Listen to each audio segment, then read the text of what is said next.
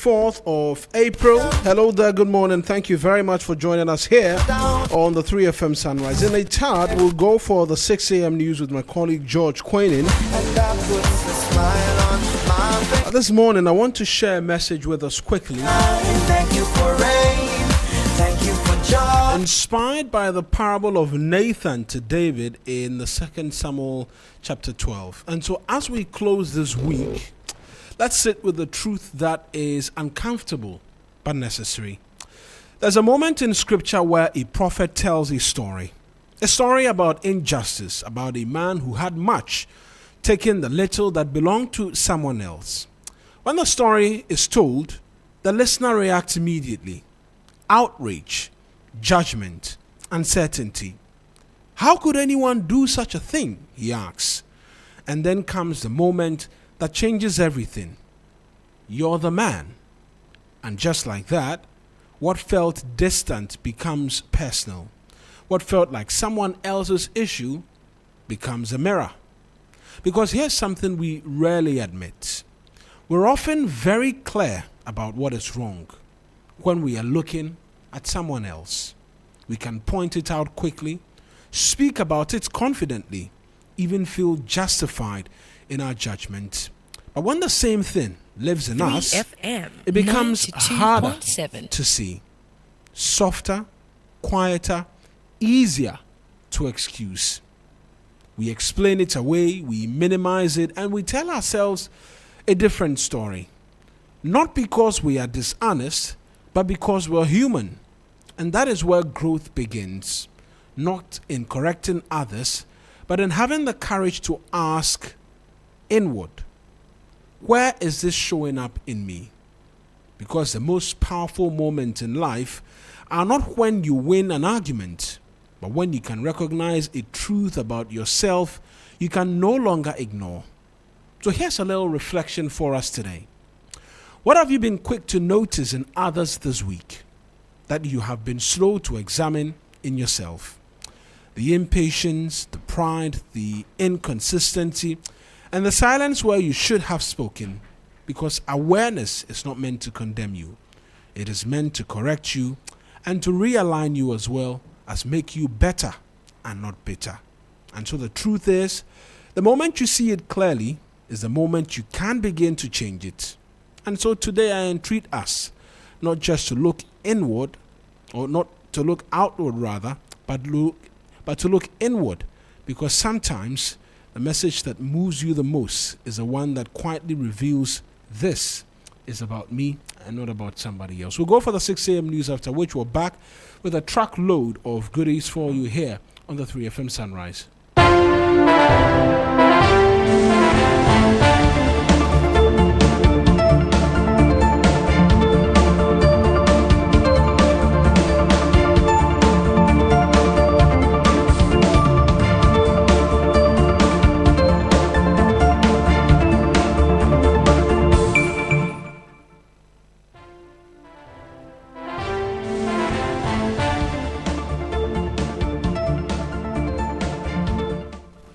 A very good morning and welcome to the morning news here on 3FM 92.7. This bulletin is live from our studio here at Adisawe Kanda in Accra and the numerous affiliates across the country. In Tamale, we are live on KSP 107.1 FM. Around the world, we're streaming live on 3news.com. My name is George Quainin. Top of the stories are Ghana's ambassador to South Africa gives the strongest indication of intensified protection for Ghanaians in foreign nations following recent xenophobic attacks in South Africa. They being in charge of security of the country, they've assured us that they are going to make sure that no citizen of any African country, especially in the case of Ghana, is attacked. Also this morning, mining firms lose their license for failure to prevent illegal mining within their concessions, that according to the Environmental Protection Agency, APA. And public consultations into the anti-LGBTQ bill continues today as sponsors of the bill push for swift passage. We have details of these and more coming up shortly. Stay with us.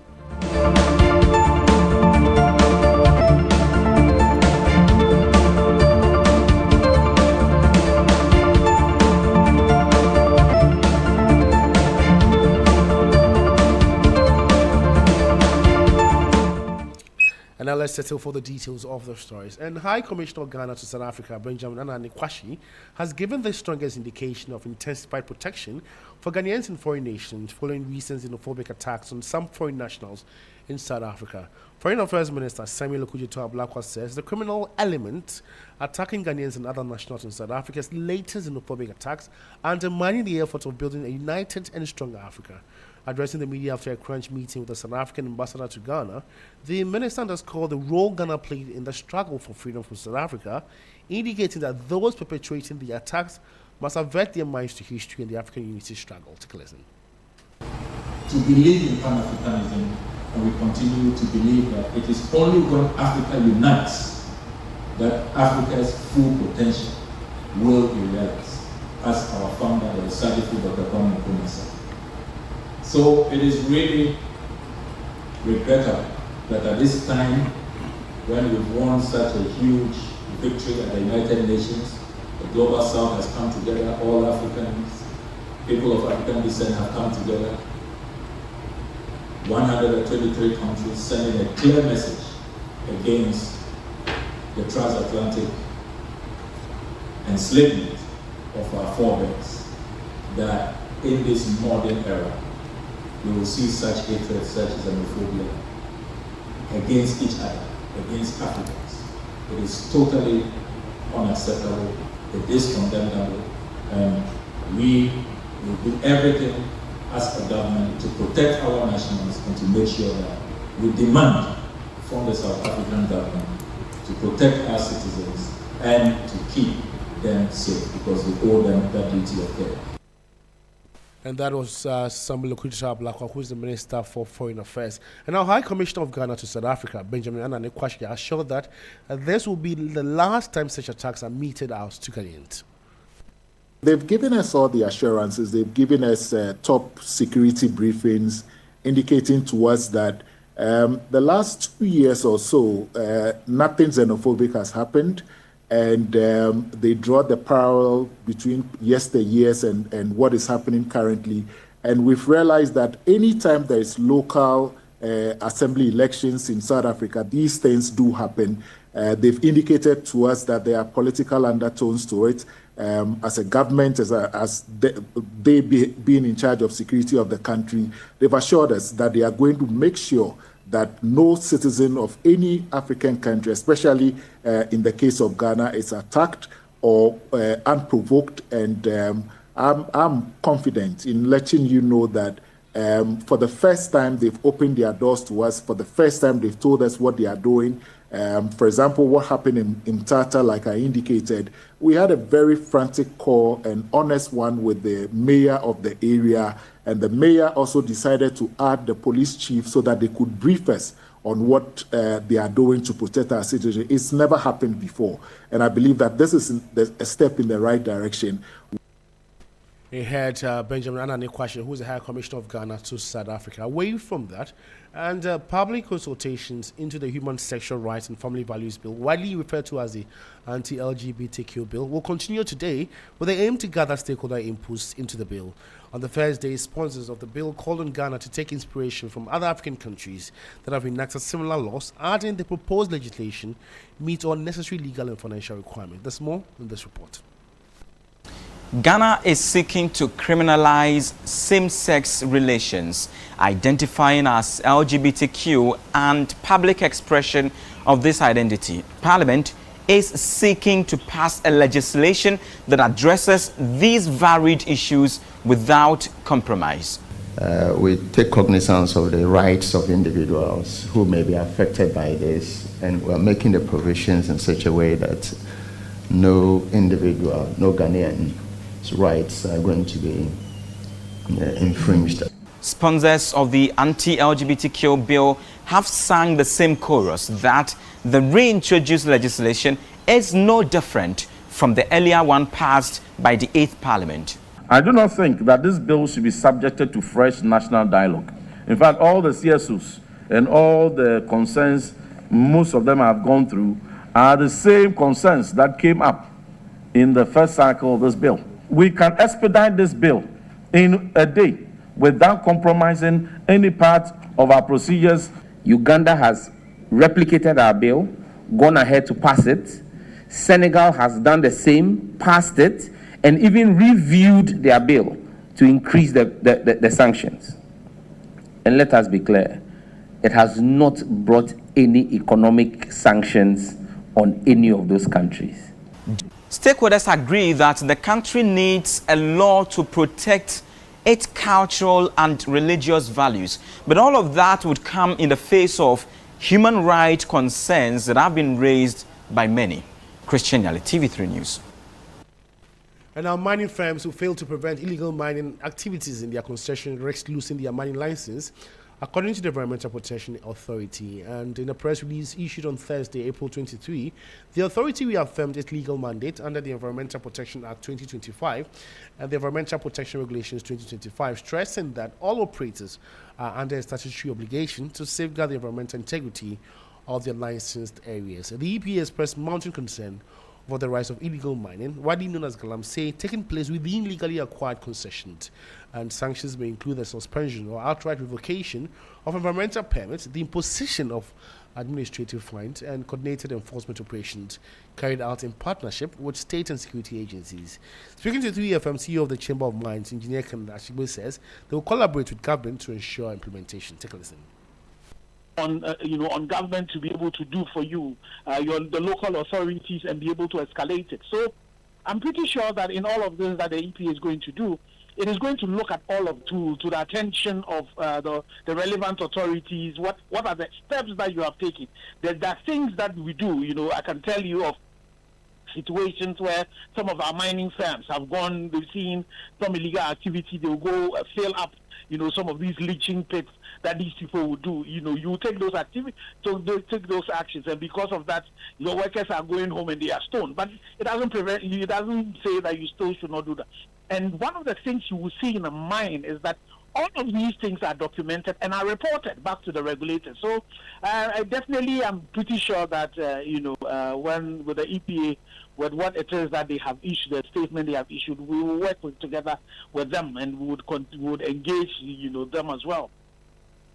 And Dr. Engineer Kenneth Ashigbe is the CEO of the Chamber of Mines. If you just tune in, you're listening to the Morning News on 3FM 92.7 with me, George Quinn, in More News this morning.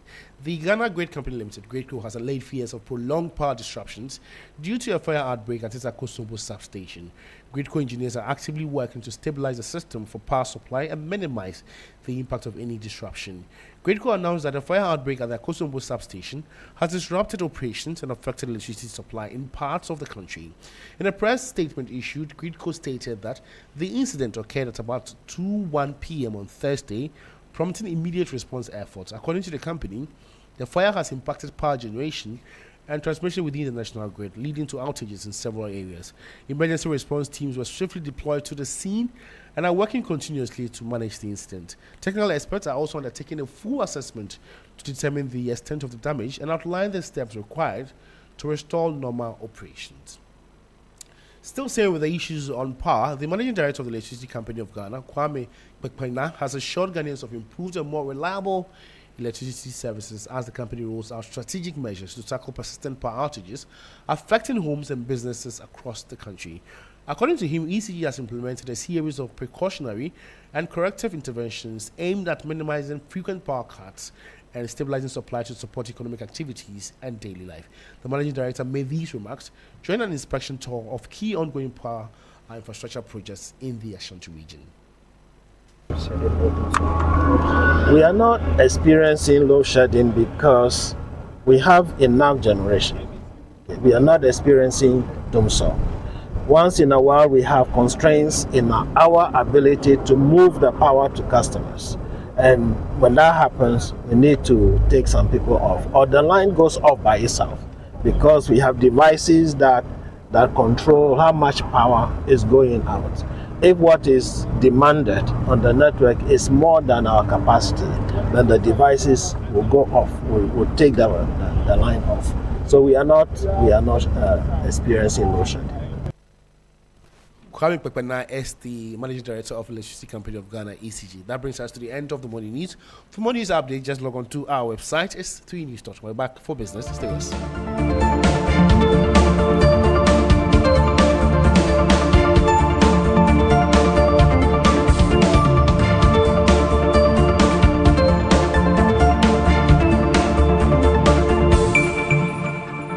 3FM 92.7. Urban Lifestyle Radio Station.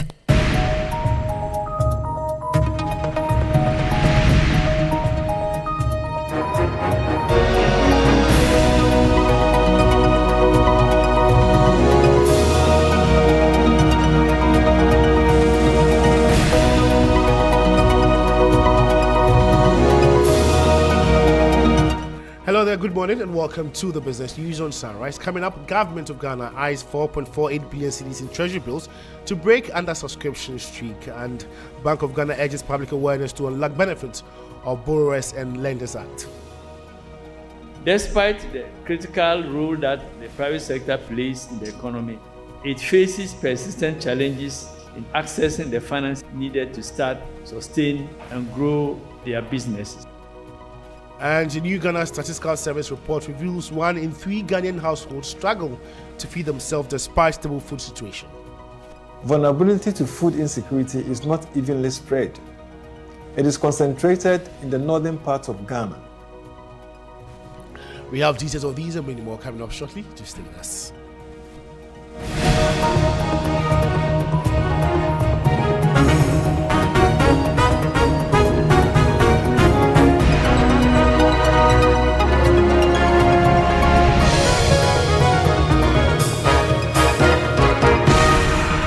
And other news in details. Government of Ghana is set to return to the domestic debt market today with a target of raising 4.475 billion cedis through treasury bills.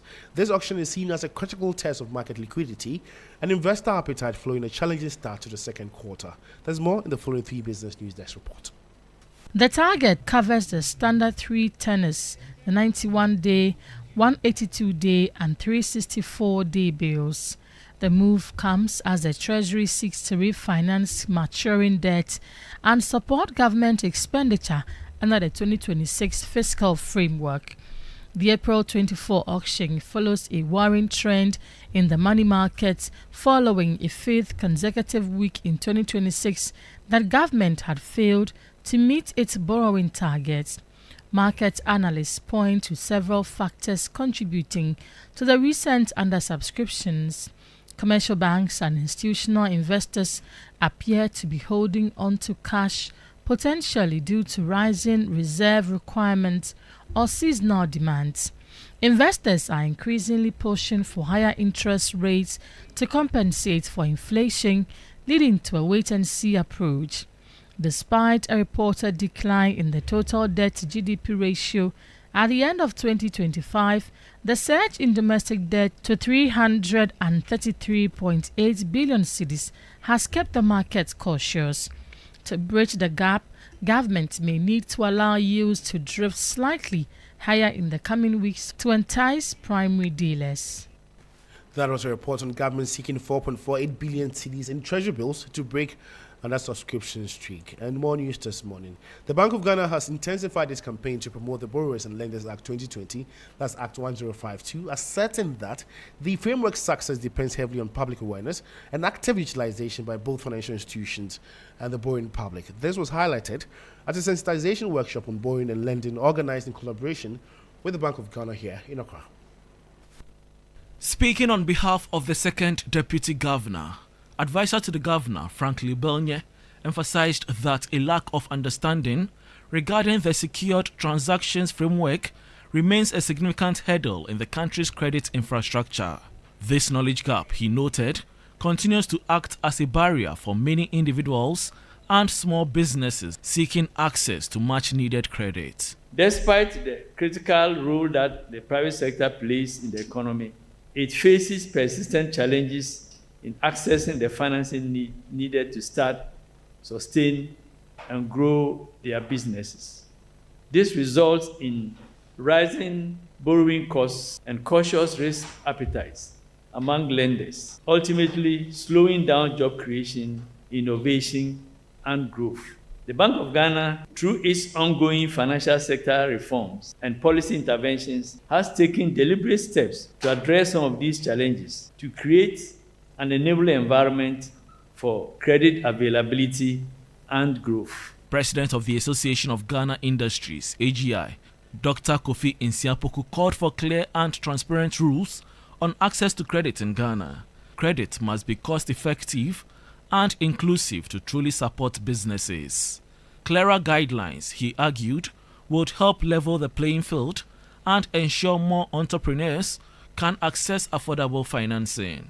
The Borrowers and Lenders Act 2020 represents a major step forward in promoting responsible lending, protecting borrowers' rights, and enhancing transparency and efficiency within our credit system. For businesses, especially small and medium enterprises, access to finance remains a critical pillar for growth, expansion, and sustainability. However, access must be supported by clear rules, mutual accountability, and a shared understanding of rights and obligations. The workshop brought together regulators, lenders, and members of AGI to discuss ways to improve Ghana's credit ecosystem and boost private sector development.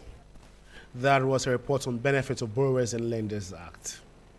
And now a new report by the Ghana Statistical Service is raising concerns over growing hidden vulnerabilities in the country's food system. It warns that although a majority of households appear food secure on the surface, many are increasingly relying on coping strategies that could undermine their long-term resilience. A new report by the Ghana Statistical Service is warning of mounting pressure on households across the country, despite what appears to be stable food consumption levels. According to findings from the Mobile Vulnerability Analysis and Mapping Survey, about 91% of Ghanaians maintain acceptable food consumption. However, government statistician Dr. Alhassan Idrisu cautions that this national average masks deeper struggles. At the national level, about 9 out of 10 households are maintaining acceptable food consumption. That means most households are eating a variety of food more frequently. But when we look closer, we see clear differences. Nearly 1 in 3 households is adopting medium to high coping strategies to meet their food needs. These include reducing portion sizes, switching to cheaper meals, and borrowing to survive. More worrying is about 1 in 4 households engaging in crisis or emergency measures such as selling productive assets and cutting spending on healthcare and education. Vulnerability to food insecurity is not evenly spread. It is concentrated in the northern parts of Ghana. In regions like Northeast, Northern, Upper East, Upper West, close to 4 out of every 10 people face poor or weak food consumption. The Ghana Statistical Service is therefore urging policymakers to act swiftly, warning that without targeted and timely interventions, current pressures could deepen into more severe food insecurity in the months ahead. And that was a report with government statistician Dr. Alhassan Idrisu revealing 1 in 3 Ghanaian households struggle to feed themselves despite stable food situation. Government of Ghana has issued a firm ultimatum to global mining giants Newmont, AngloGold Ashanti, and Zijin, directing them to transition their mining activities to Ghanaian-controlled contractors by December 2026 or face severe sanctions. The move is the boldest enforcement yet of the revised local ownership rules introduced in January 2025. Under these regulations, surface mining must be conducted by 100% Ghanaian-owned firms, while underground mining requires at least 50% domestic ownership in contracting firms. Minerals Commission rejected requests for extensions, including a bid by Newmont to delay compliance until 2027. Regulators pointed to other listed companies such as Goldfields, which have already successfully transitioned to the contract mining module. Government of Ghana's stance marks a significant rise in resource nationalism aimed at retaining more value within the country. Before we part company, let's take a look at how the cedi is faring against other major trading currencies and how some of the key commodities are also faring on the global market. On the interbank foreign exchange market, the dollar is selling at 11 cedis 9 pesos. It lost 2 pesos. The British pound is selling at 14 cedis 97 pesos. It gained 2 pesos. The euro is selling at 12 cedis 98 pesos. It also gained 2 pesos. However, be guided that these figures could be higher at a forest bureau near you. On the global commodities markets, Brent crude is selling at $106.04 per barrel. Gold is trading at $4,714.10 per ounce, down by $25.80.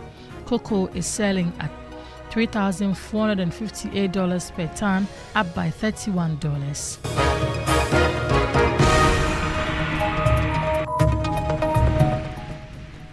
And that was an update from the forest and commodity markets. That will be all for Business News on Sunrise. For more business stories, please check out our website, thestreetnews.com. In a world where you can be anything, just be kind. It costs nothing to become. Mawuena Egbeta will continue with the rest of the morning show. Have a good morning.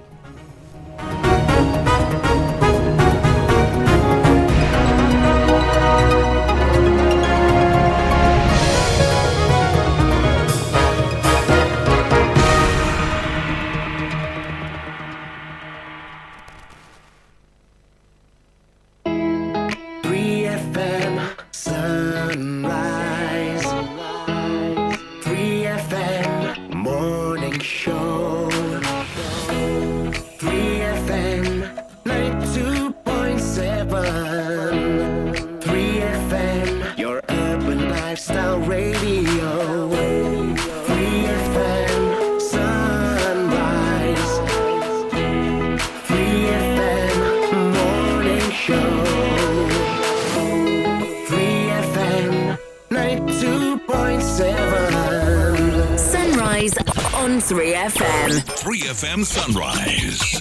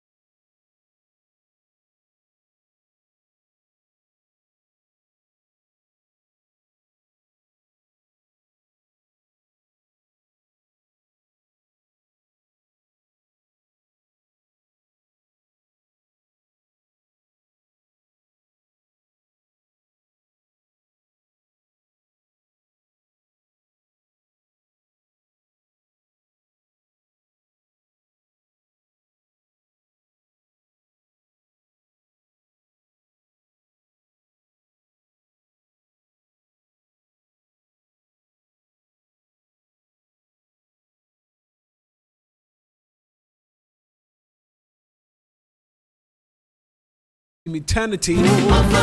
20 minutes to the top of the hour here on the 3FM Sunrise.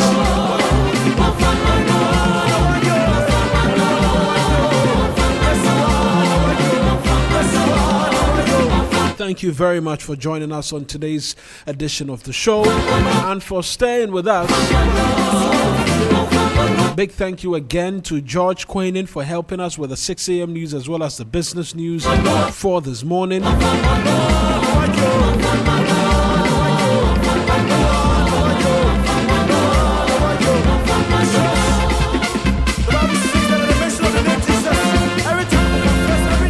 We're streaming live on Facebook as well as on YouTube. That's where you can share your thoughts and ideas in relation to what we'll be talking to you about, what we have for you today.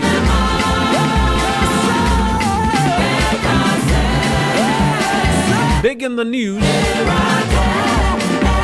New Black Stars coach is here. He says he's here to win. Some people say fan fooling, you know. And he had all of the juice, from dancing to asking us if we are ready to win. My highlight of it all was one countryman Tungu says, "You are here. We are happy you are here. But if you fail to perform, we will fire you. If you fail to perform, we will fire you." We've got all the details from there because I see a number of the papers as well have captured that.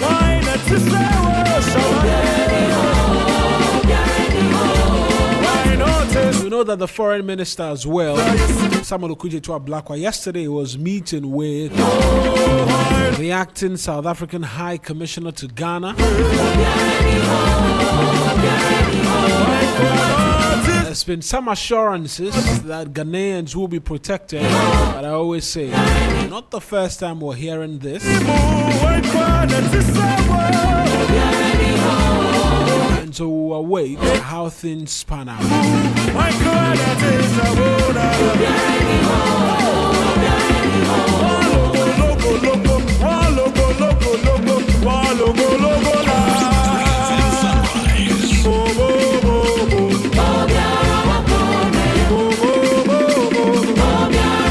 And lots of messages already coming through this morning. Some birthdays. And if today's your birthday, you happen to share your birthday as well with the Chief of Staff, the Honorable Julius Deborah.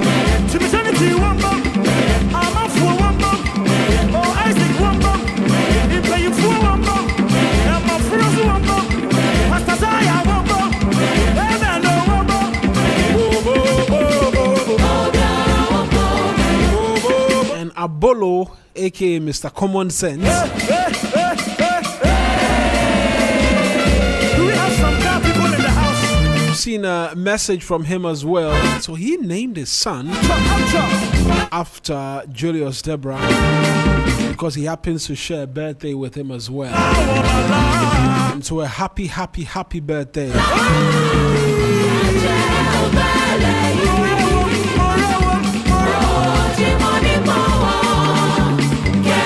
To Julius Deborah Agonuga, who turns 3 years today. It's from your father, Mr. Abolo, aka Mr. Common Sense, who also is wishing the Chief of Staff a happy birthday as well. We'll get into the papers right now for you.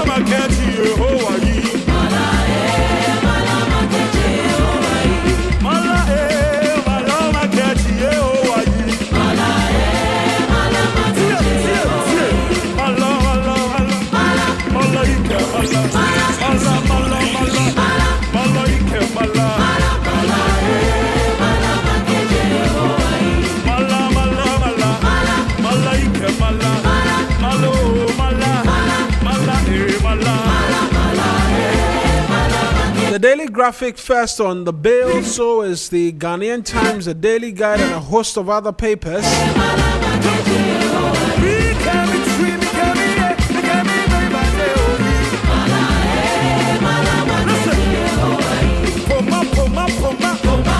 Well, see, this is a part of the song where a lot of people love.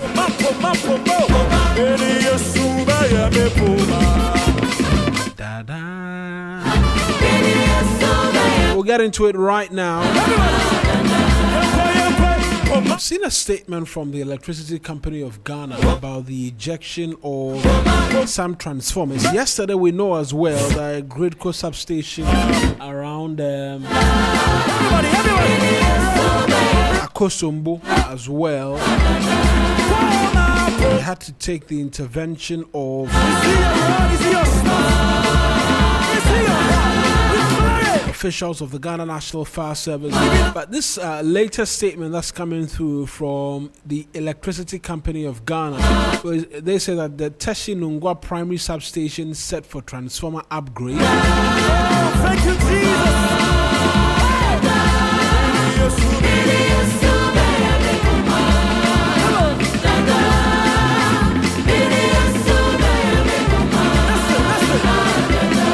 so the lights are expected to be out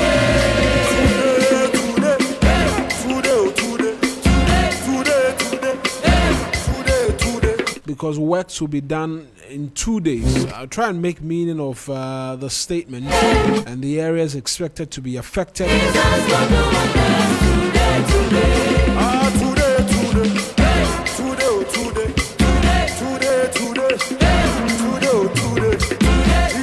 Go do wonders today. If you are shaking any part of your body, if you are shaking any part of your body, just touch your place. Listen. But generally, there's been the concern of increased blackouts. DJ Phil was just telling me, hey, the light out. Jesus go do wonders. You know? Right now. And so, yeah, there is that concern. Right now. And some of it cannot just be ejection. I mean, transformer changes and all of that. There has to be some explanation because it's been consistent. I know that I think for the entirety of this week at about 9 p.m. or 8 p.m. the light goes out for about 30 minutes and then it returns. And so yes, there has to be some explanation as to what the situation is, so we can get a bit more in terms of details.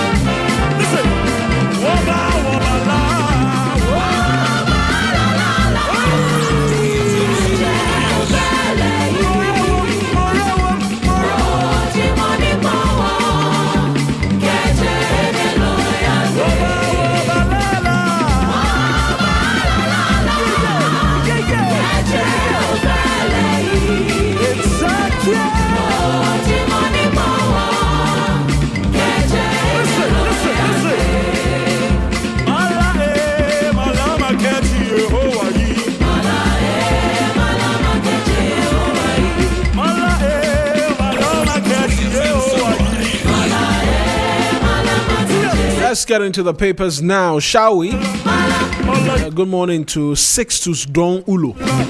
and the venerable Johnnie Hughes, gentlemen. Oh, if you are looking for money, I don't have money. And then the venerable Johnnie Hughes as these well. fans, if you are looking for money, I don't have money. I'm just putting the disclaimer out there. First. But Nobody has suggested money. You know, when you say go a man is venerable, I don't believe. I don't when think you go to your money. village, in my village, when you go there and say no more, you say you owe. Yeah, you pay something. You pay. You know the fans that are coming, Charlie. Against the bamboo sound you just played there, DJ Phil. Let me just do the weather quickly because these is the meteo guys. They don't post updates early. By now, someone will be on his way to work, and you say it will rain. You know, Felicity Ahafianyo, who has been very reliable, lost a father, so we have not been able to properly connect with her again. So pardon, forgive. Yeah, but on their social media, mostly by 6. There's a social media manager who's been sleeping. Before 6:30. Is that what you are saying? Yes, that's what I'm saying. Oh. That they have to social media, don't post do that. the thing quickly so we can update persons who look out for it. Because we are always directing people to their social media to get updates. Free PR, and if you will sleep. You will not be posting the thing on time to... Charlie, sleep early, okay? Social media person, So they say it will be mostly cloudy. Across much of the country this morning with mist or fog patches forming over hilly and forest zones during the early hours. As the day advances into the afternoon, sunny weather with periodic cloud cover will dominate over most places in the country. However, from the late afternoons, thunderstorms or rain of varying intensity are expected over areas within the middle, transition and northern sectors. This is why we need those updates so that persons can prepare for the rest of the day. But our new Black Stars coach is here. He says he's here to win. And he was rallying the fans. Yeah, they were seeing the German. He was dancing. No, somebody has given him the template. So fanfooling template or what? No, I didn't say that. Somebody has given him the template. But you know, interestingly, they chose a name for him. Osa Berima. You know what that means? Warrior King. Osa, that's Fanti in war, or like they say Asa in Asante. So Osa Berima, that's the Lord of War. So he should Asafuache. Let's put it that way. So he has to come. These days they say, "Well, it's Asa, Asa." Charlie. Someone was asking, now won't we wait for him to do something first before we clothe him with titles? Charlie, that's the other point we were making yesterday, that you said we were being mischievous. No. We were telling you this thing. Say, slow down. The man has to know what he's getting into. And one of the juniors at the presser did a perfect explainer of the name and the title so that he understands where he is and the expectations of him. We didn't just give him a title for title's sake, because he should know that this country we don't joke with our football, and we ourselves know that we are in a tight corner. That is why we didn't say Alabarka when he mentioned the $100,000. We didn't say it. We say collect and come and take us to the World Cup and let us win. No, what he said was that he is happy that Otuado qualified, as he's grateful.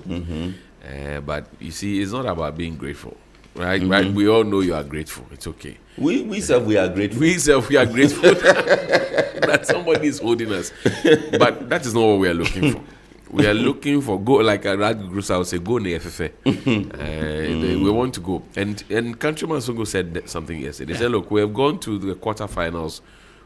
We've been to the what do you call it? Is it the semis? No, not the semis. We've been to the one just round of before 16. The semis. Round of 16. In fact, the penalty that sport was to take us to the semis. Oh, don't stop mentioning Asamoah's name. Oh, but I have not said. I just said the penalty. In fact, there was you are reminding us of a lot of. No, but a penalty sport. It's okay, but don't mention Asamoah's name. Oh, it's too early in the morning. You are the ones bringing his name. No, it's too early in the morning. I just made a very simple. That's what. That you, in fact, I was giving you a pointer. Yeah, and then I said the penalty that spoiled. I didn't even say the penalty that Samoa spoiled. No, you said the stage before semi-finals and the penalty that spoiled was to take us into the semi-finals. But who is them? protagonist in that matter. But I am not interested in the protagonists. If you do this to baby Jack, come and see how they are doing your name. Oh. So we've been there, round of 16, and then quarterfinals. He better take us to the semi-finals or finals. If not, CK, no, even CK if he will won't appear be for able him. to do anything, CK, he should at least take us back to the quarterfinal stage. For us to gain some respect. For us to gain some respect. No, we know the group is. In fact, the entire World Cup is serious. It's not just the entire World Cup tournament is serious. Every single team in that tournament is a serious team. Otherwise, you wouldn't have qualified. Yeah. So you can't. Who? Oh, they'll not be serious. No. Has Nigeria ever been serious in football? If they were serious, why didn't they? Why didn't they qualify? These are the football nations. It's not Jollof. Nigeria is one of the countries that is still basking in past glory. Yeah, it's not when Jollof. You say Nigeria, they are relying on. This is a football nation. Olu. What is the name of that? Olu something. It's not Obasanjo though. No, it's not Obasanjo. Oh. Yekini Oruma. Rashidi Yekini. No. So it's not about Jollof. No. Oh. Or ogbono soup. No. That's if we're talking about ogbono soup, then we'll call Nigeria. Yeah, but if we're talking serious football, don't. It's serious football we are talking about. Don't even mention the. Don't do that again, DJ Show. You are warned. Yeah. So the man must know that we are at war. We don't joke with our football. So that title, I believe he didn't sleep. I want to hope he didn't sleep last night. He stayed up thinking about all the things that were said to him. A man who has coached 40 years, yeah, he would have slept peacefully. He would have slept peacefully. Peacefully? Man, that is a worry. Waiting Musa never see forget before. He's seen more than enough. He would sleep. No matter your experience, I believe that each assignment is approached with a different attitude. Look, last, Ibisaki go Saka. Last. And you compensate last. As well. I believe if he doesn't perform last. No, this particular you ask him to go home. I believe he would do something. I believe. But we all believe. I don't know why I feel. But so last, if he doesn't do what you want, you sack him. Last. That's all. What does the contract say? Is it just for the World Cup, or it's beyond the World Cup? I haven't paid attention. I think it's. From the contract terms, it was for the World Cup. Right. After which, when he performs, he gets a longer term, 2 years contract. That is, so there's a condition if he performs. If he performs. We wish him well. He should know that Osaberima is the title of a paramount chief, or if you like, the king of Cape Coast. Osaberima Kwesiata. He should not misbehave with the name. That's why I was insisting on finding him an interpreter that could, a translator that could tell him, because sometimes when it gets to a certain portion of the football, people express their part, but not in English. So then he needs somebody to remind him that, Charlie, because the things we want to say, we can't say in English. Yes, we actually can't. We actually can't find the words in English to make them sit. So somebody has to remind him that, Charlie, the people. This is what they are saying, so better get up your loins and do something. But his demeanor was also one of, I understand you, I hear you, I get it. We can do it, let's do it together.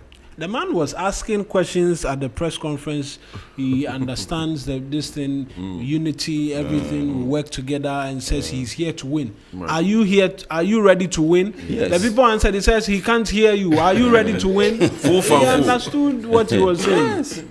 Yes. I'm saying for someone who's coached 40 years, I mean, he knows his stuff, and so we'll go about it. Let's wait. Ghana is a different character.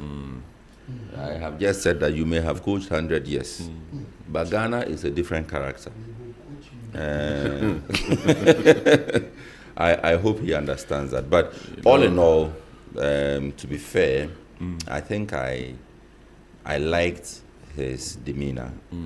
I think from the press conference, it was clear he understood the assignment. And it was clear he understood his role and the role of the rest of us, the 34, 35 other million other coaches. He understood that we have a role, and his role is to fit into our role. So I think he gets it. He gets it. He understands. He knows what's at stake. That is all that matters to me. That is what I was looking out for. That is what I wanted to see. If he knew what was at stake, and if he understood or he knew whether he had what it took to take us there. And I think from the press conference, he demonstrated that, yes, he understands the language. He may not need an interpreter. So I think we are ready to go. Let's see. I'm now waiting for the friendlies. Yeah. That would let me rest your heart. Rest my heart. Yeah, that Charlie. That at least he's in charge. Finally. I want to see him in charge. I was wondering why they didn't give him a Ghana flag themed fugu. They gave him this brown and caramel. I thought about it last minute. I was thinking because it's something that he could have worn out there representing us. We missed the opportunity. Which coach was the one goal project coach? Who was that? Avram Grant. Even Avram Grant was so proud of the Ghana colors. Yeah, he was always at every game. You will see him in his Ghana colors. Charlie, if you are being given $100,000 a month, won't you be proud? You will be proud. What else is there to be? Is there any other national team paying as much? Oh, they pay a lot of national teams pay a lot more than that. Football money is crazy money, particularly when you go pro. Yeah, it's crazy money. Crazy money. That's why I don't. And even for this, you're paying him, I think, monthly. Yeah. Right. You know what the pros receive? Yeah. When you hear the big name Weekly. contracts, it's so weekly. Now there's nothing to say that there's a particular player in the team who is disrespecting him because he's not well paid, or because he doesn't have the standing in world football, or because he doesn't have the name in world football. Charlie, I want to believe that he can deal with all of our players. Yeah, Charlie heard so back in the day, if you had told your parents that you want to play football, they will whip some sense into you. In fairness, they were a bit justified because to go pro, it doesn't come easy. Yeah, but let me Nothing start. comes easy. Let me begin. Why did you? No, it doesn't come Why easy. do you buy me football? You All buy of me us football wanted to. All and of us prevent at me some from point, playing it. What was all going of us on? at some point wanted to play football. Yeah, but the point is that you buy the football for me. You bought it for me. You brought it home. I'm happy about it. Now I want to play the football. You don't want me to play. You're supposed to use it to distress, not to want to take it seriously when there is school for you. But as a boy, what am I stressed about? Oh, if I come to you and I tell you I'm hungry, I will have food. Read throughout. So all work and no play makes Jack a dull boy. So Charlie, yeah, let me get into the. Meanwhile, we have contemporaries who have gone pro. Oh really? Yeah. But the contemporaries, are they not contemporaries? Well, fair enough. Or because they stand on the pitch with plenty of people. They are age mates. We could have gone pro, but they say, go and read Mr. Kuma had a black cat. Mr. Kuma has a black cat.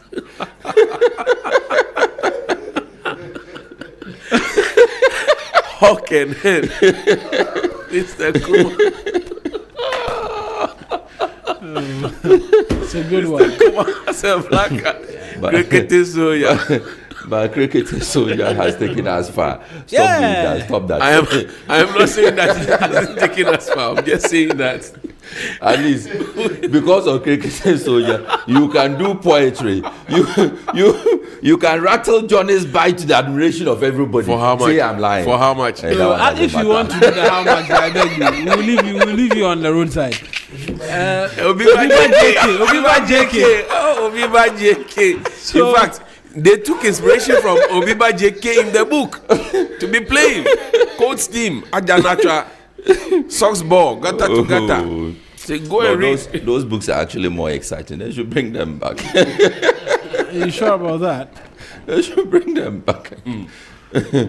People are talking about scammers these days. They didn't read about the confident trickster in the JSS. You know, book. The template was there a long time ago, man. I am here to win. New Black Stars coach is big on the front page of the Daily Graphic this morning. Also, governor urges shift from diaspora remittances to investment. All set to celebrate Asantehene as pillar of peace. And Tobinco urges increased government support for pharmaceutical industry. On the back page, take active role in fighting misinformation, disinformation. Dr. Ajiman Rawlins is saying this, and DVLA uncovers widespread fake and expired DV number plate. Warns of impending prosecutions. You know, they were removing the number plates and things from vehicles yesterday. I was, really? I think around the, I think I was around the Odoko, was it Odoko or Dakuman area? I saw some, I think the video I saw was around East Legon. So the policeman stops this vehicle. They were just doing random stop. And then stops this vehicle with the DV plate. And then the DV plate was actually 2025. And this was just about 2 weeks ago. So when they stopped the guy went on and on, I have a DV plate, blah, blah, blah. So bring your logbook. Bring the DV plate. And they checked it's 2025. And you know what the police inspector said? Even me, a policeman, I don't have the confidence to do what you have done. Yeah, because you have to use 2026. He said, even me, a policeman, I don't have the confidence to do what you have done. And look at how you are even talking to us. But take him to the station. So they took him to the Odoko police station. I'm sure that he had his own set. They would deal with him there. 2025 and 26, yeah. He said, even me, the policeman, he doesn't have the confidence. I don't have the confidence to do what you have done. 2025. In April 2026. Yeah, Charlie. The guy has his own calendar. He hasn't got a plug to get him one, and the people too are selling fake ones. Yeah, and so they are clamping down on them. So the DV plates, they are with the garages. Yeah, because they give you plates because you're selling vehicles, and so maybe someone wants to see, wants to do something. You move the vehicle, and then. But now it is a full but this new DVLA administration led by Mr. Chilios Nikwe Logas, he says that DV plates is not there. It's not like like a blank check. Yeah, it's not a license for you to. Yeah, it's you bring your vehicle. You are supposed to register it within a certain period of time. If you don't, you have to come back and renew the DV plates. You know that on and on and on like that. And I think it's something that good that he's doing. Number two, I think he's added some QR codes and the rest. So if they scan and it doesn't show up on the system or in the system, then it means that you got it wrong. And I think people should be prosecuted for that. They should be, because somebody may have a fake plate, right, and commit a certain crime, and they do all manner of things when they have those DV plates. I don't know why. I mean, there are people who are decent with the DV plates, and there are those who just clear misbehavior. DV plate, clear misbehavior. They are just misbehaving on the streets, you know. So they need to really crack the whip. And then there are those who also buy a vehicle in 2023, or DV, and then you register it in 2028. And then you go and sell it. You go and buy that car. That is bump. It's a bump. It's like, you know, people do that. People fall for it. You know, a lot of people who don't know about vehicles fall for it. They say, Charlie, no, yeah, make I enter them. That's it. Sometimes the vehicle may be 15 years old, 10 years old, and then it's registered. They blow the color for you. Spray naton. Yeah, spray naton. They sweep the engine inside small for you. They steam them. When you see them, Charlie, you like them. After 3 weeks, you and the mechanic will have a conference. Your mechanic becomes your best friend. That's right. After Charlie. The new finder also here: GSE market cap rises to 278 billion cedis. That's the Ghana Stock Exchange. Africa must feed the world. APSA CEO, dependent on gold, risky. Port container charges traders to gain over 800 million cedis, and 1 out of 3 Ghanaians face food stress. It's a latest survey by the Ghana Statistical Food stress. Yes, That they are not getting the food, or they're getting the food in abundance. They don't have enough to eat. I think a lot later this morning as well, Wisdom will join us with a bit about on that in relation to rice and the glut we've seen on the market as well. But this is the latest that's come from the Ghana Statistical Service. You know, some time ago, I think it was 2024, latter part of 2023, we're told that a certain quantum of Ghanaians are multidimensionally poor. Like every style, they are poor. They are poor when they're at home. They are poor when they step out. They are poor when they go to. They are poor everywhere. In every aspect of their life, they are poor. And we did not take particular steps to address these. We are always interested in quoting statistics. For example, the inflationary figures. We're always happy to quote the national average. But sometimes when you drill down to region by region, sometimes suburb by suburb, and then you look at the various line items like food inflation, and other pointers, you find actually some of the things they are hitting, the highs. The national average is what is there. It's good, it looks good, the macroeconomic indicators, etc. But it has to respond to the people in their pocket. That's the ultimate. That's a basic. So I really sometimes struggle as to why we, as a country, still talk about food and food shortage. I struggle to understand. In my backyard, sometimes I don't even deliberately plant the tomatoes. You finish cutting the tomatoes, you've washed out the seeds, you just spread them, throw it out there like that, you leave it. In the next 2-3 weeks, the thing is sprouting. If you are minded to do some proper nursing for it and all of that, it would give you fruits. I struggle to understand why we always find ourselves in this kind of. I have never come to understand it. I'm telling you, never. Our problem with food is multidimensional, like the way some people are multidimensionally poor. Because in one part, we have very arable land. Yeah. In another part, when we grow the food and it comes in its abundance, we have absolutely no means of storage. In another part, when the food is ready, or when we grow the food, we are unable to transport it. Yeah. And so across the aisle, there are different strands of what the challenge is. And it doesn't look like we've been able to come to a head as to how we can address this. We play politics with it. You remember the inception of the Nanado Baumia government? There were some roads that were being constructed, cocoa roads and roads from farm gates, the farms to the farm gates, etc. And all those road projects were halted. What was the reason? That we were conducting an audit, which is a good thing. Did we really conduct an audit, and what did we find? And after the audit, did we go back to constructing those roads? So we play politics with nearly everything. This government is undergoing a big push and some other things. How is it connected to the farm gates? How is it connected to making sure that people are getting food when they need the food? The Agric Minister already is giving himself flowers by saying to us that this year he's seen a bumper harvest than in any other year. Some people have asked him to perish that thought. Some are, encouraging him to go on and keep saying that. And some are also skeptical. But then the basic thing, Mawuena, is this. I don't know if you travel out of the capital very often.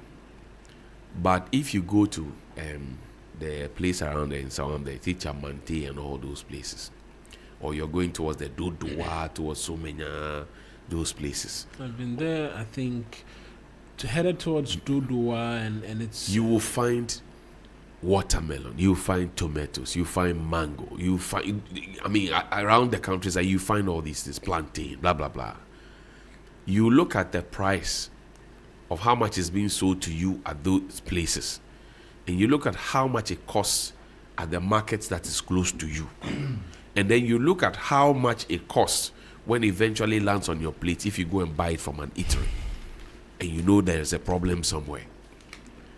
If you go and buy a bunch of plantain for explanatory purposes at 10 cedis, and you decide that you want to bring it down to Accra to sell it at 50 cedis, who would buy such a thing?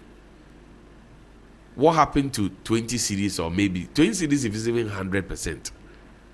30 cedis, 200%. You will still have made some money if you cut all your losses and all those expenditure that came along with transporting whatever it is that you brought. But the truth of the matter is that most of our people are looking for quick cash. And that we have not spoken about. Quick cash. You know, recently I bought a microphone. Yeah. Now, I bought it at a certain rate.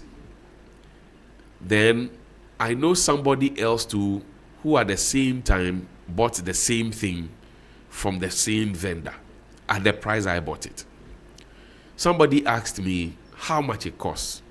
And I was honest enough to say, in fact, I told you what the price is actually.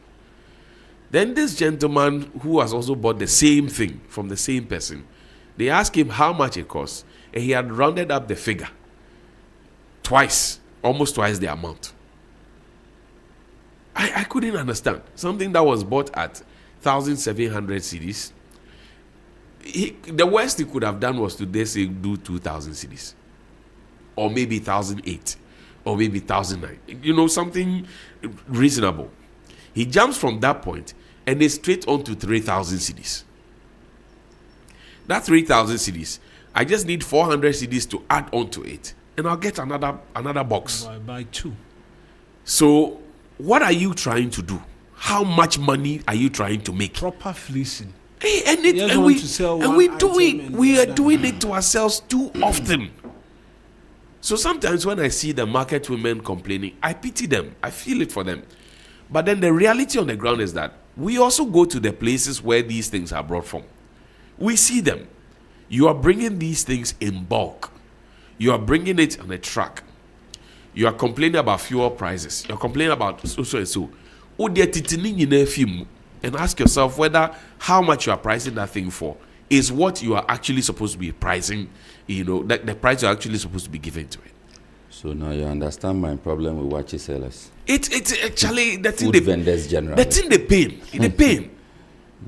It's painful. And sometimes then they weaponize it against the politician. The politician sometimes finds themselves in a very vulnerable situation that, into Obama if you do coffee or vote. And they threaten them literally. But it is not fair. If I go to the market and you are selling a bunch of plantain for 10 cedis, and I go to Sixtus' stall and he's selling it at 8 cedis, will I come and buy your 10 cedis? Because I have so much money to spare. In fact, if I drill further down and go to Phil, and Phil says it is 6 cedis, 50 pesos, I will buy from Phil. Always. When I come, I will look for Phil and buy from Phil. Because I can't afford to buy yours at 10 cedis. What did you add to the same bunch of plantain that was cut?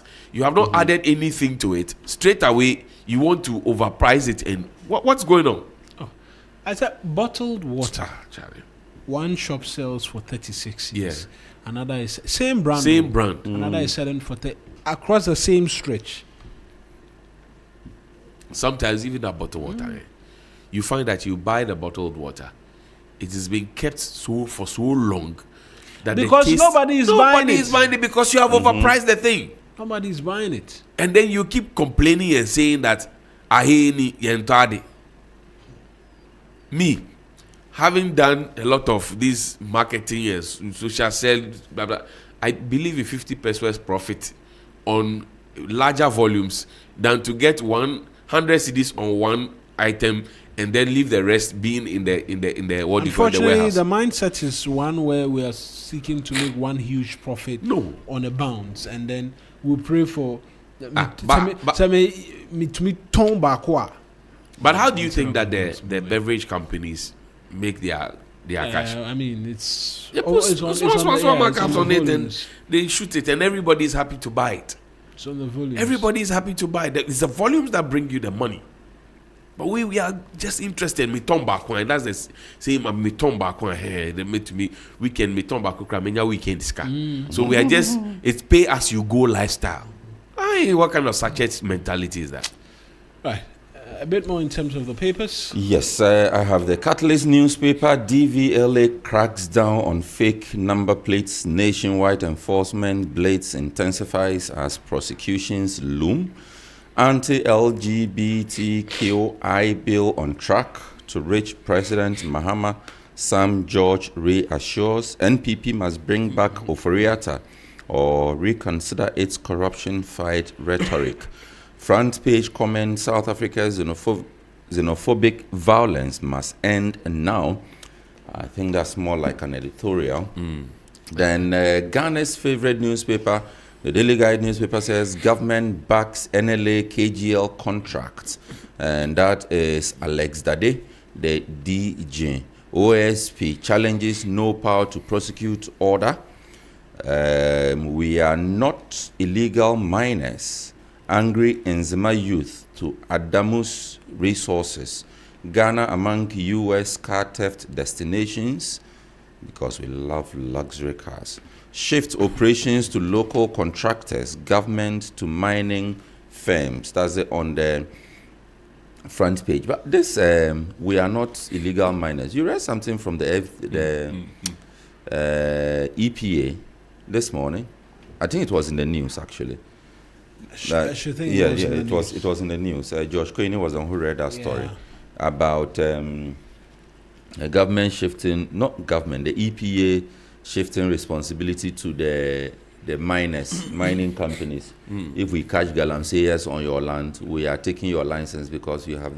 How? They are not police people. How? You go and police with all the power, the strength, and the might of the state and its resources. We are struggling to fight galamsey. You see, now you are saying that the mining companies should deal with it, else you will revoke their licenses. How is that even a conversation to have? Is it the EPA boss? Unless, of course, we have evidence that you are enabling them. The mining companies are enabling the galamseyers.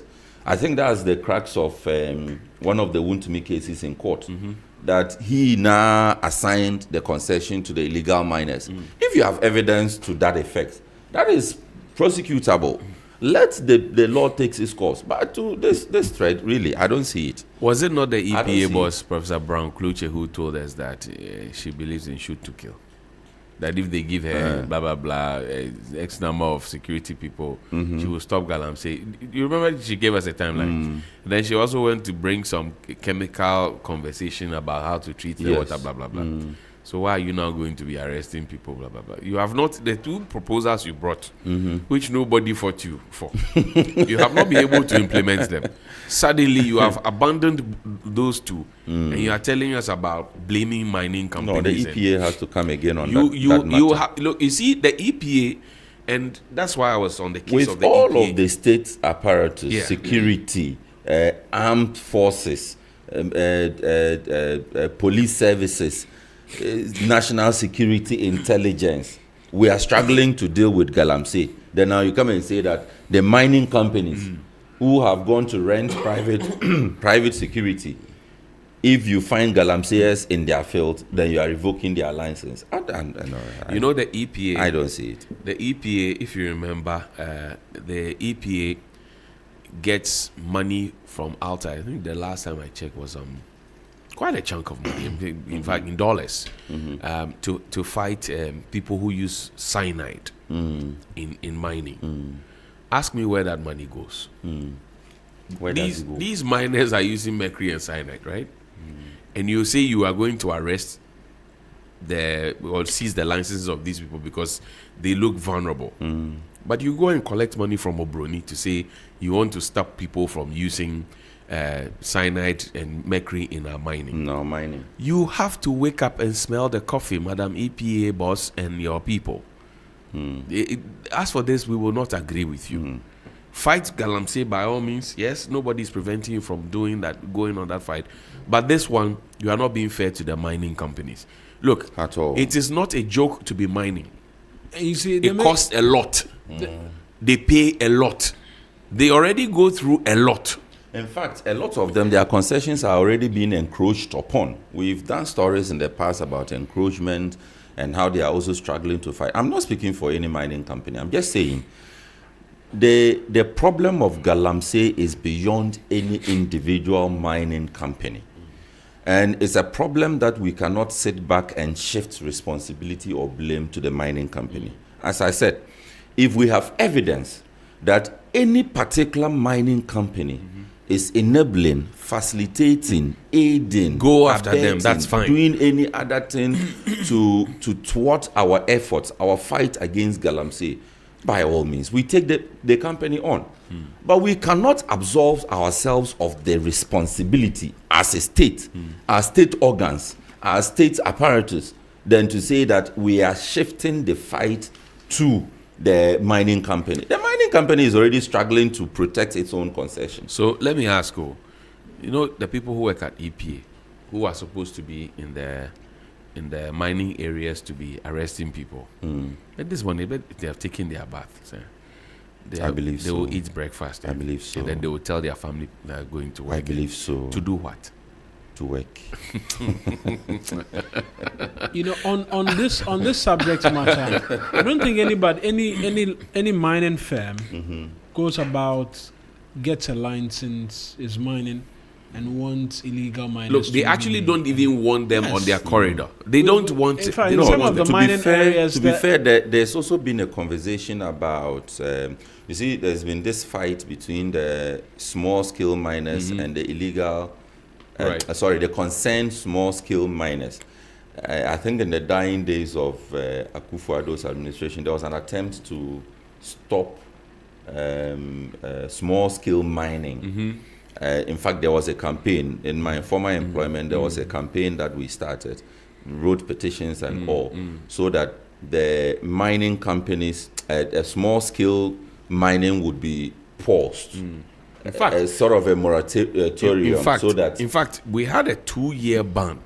You remember? A 2-year ban. And that generated a lot of fights. And even that 2-year ban was when 47 forest reserves were given out for mining. Thank you. So we were fan-fooled. We were all scammed to think Exactly. that we had banned all forms of small-scale mining, but something was happening. Heat. I think so. Part of the revelation from that ban and the fight that it generated was the realization that some are enabling. Some of them will go and intentionally go and bring these illegal miners onto their concession to go to places that they cannot go to. Okay. So that conversation has also come up. Right. Which is why I am saying that I'm not speaking for any mining company. I'm just saying if we have evidence to that effect, that there are mining companies that are allowing people to do illegal mining on their concessions, by all means,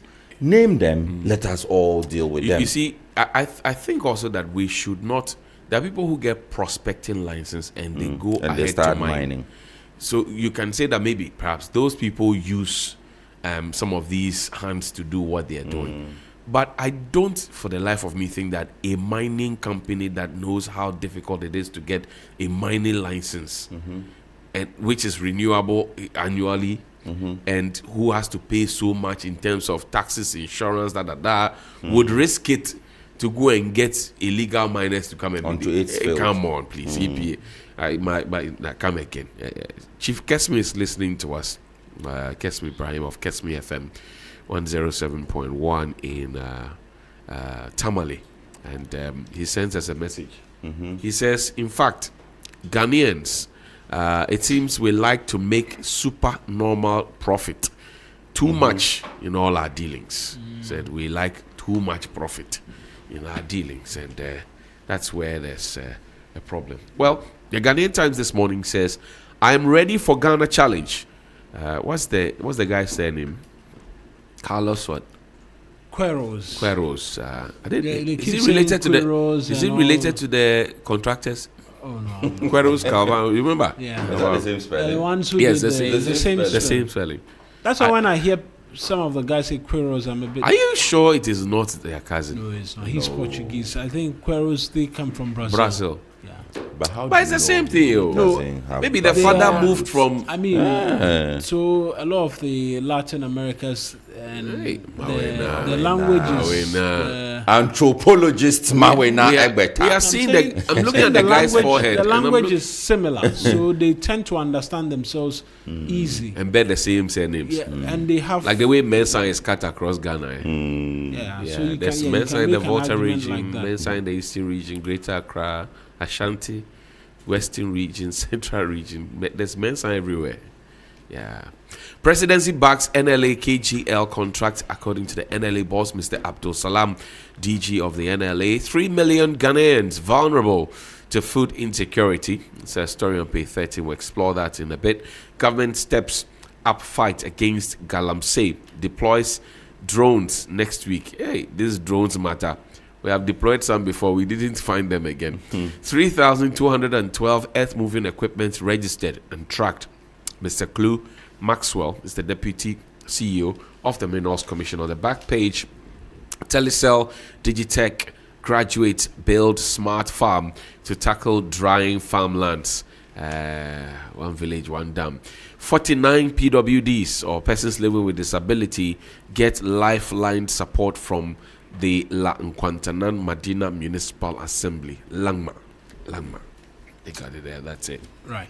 I mentioned Wisdom was going to share a bit in terms of details with us as to rice gluts and what the challenges are. There's rice gluts. We seem to have a lot of rice, but I the last time we broke a story, it was about 4-5 years ago. We broke a story in the Fumbisi area. We had what we termed rice glut, which became a big thing. I remember President Akufo-Addo said, no refreshment that is sponsored with state funds should go and buy foreign rice. The week after, he was at the conference center, the forecourt of the conference center, dancing with the late Nana Kudedo Ajima Rawlings, and they were eating basmati rice. But that's not the argument.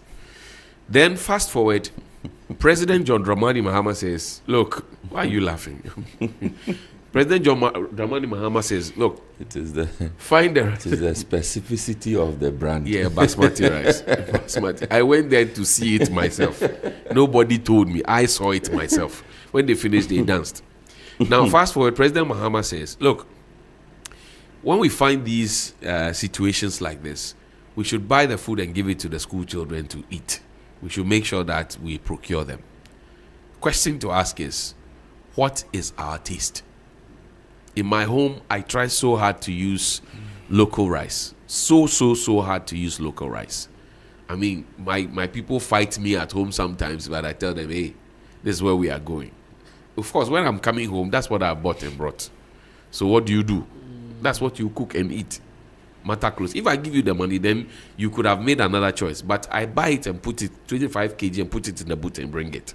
So you eat it. You'll be forced to eat it. But how many people will do that on their own? And how many people have acquired that taste? People actually go to the market and they are asking, like they do for even salmon. They say they want Abidjan salmon. They don't want Ghana salmon. The salmon, there's difference. You go and ask, well, don't you go to the market? They say they are looking for Abidjan salmon. They say it. The women, they say it. Phil, yesterday they talked that to me before. Abidjan salmon. They say it. Interesting. And many other things. So our own things have not stuck on our tongues as the tastes, and it's a problem. I was looking for something. Yes, I want to understand how this glut is and whether or not it's because we are not buying. I remember there's a rice miller around that area. Oh, he has Aveime. No, not Aveime. Rice around that same area. He used to buy Avinash. That's the name. Avinash. How have we supported people like Avinash? Have we supported people like Kwabena Mintakando? It's a rice farmer, but Petra rice. Asante Achim North, Wuntumi's lawyer. Apiakubi, rice. How have we supported him? My late friend, Ibrahim Mutala Mohammed, rice farmer. How have we supported those people? We have the people here, but we're always interested in Charlie. let's go and import and bring, because when we import and bring, somebody gets a cut. So we do that for rice, we do that for chicken, we do that for oil, we do that for sugar. And that's why I commend that sugar factory still can't come up. This morning, people are drinking tea. They'll eat cocoa, oats, whatever it is. There will be sugar in it. Where do we produce sugar in this country? Me, I don't eat sugar. Yes. But people, people will be eating, go to the cafeteria. The stares coming from far and wide when you said that. Charlie. I don't eat sugar. I eat honey.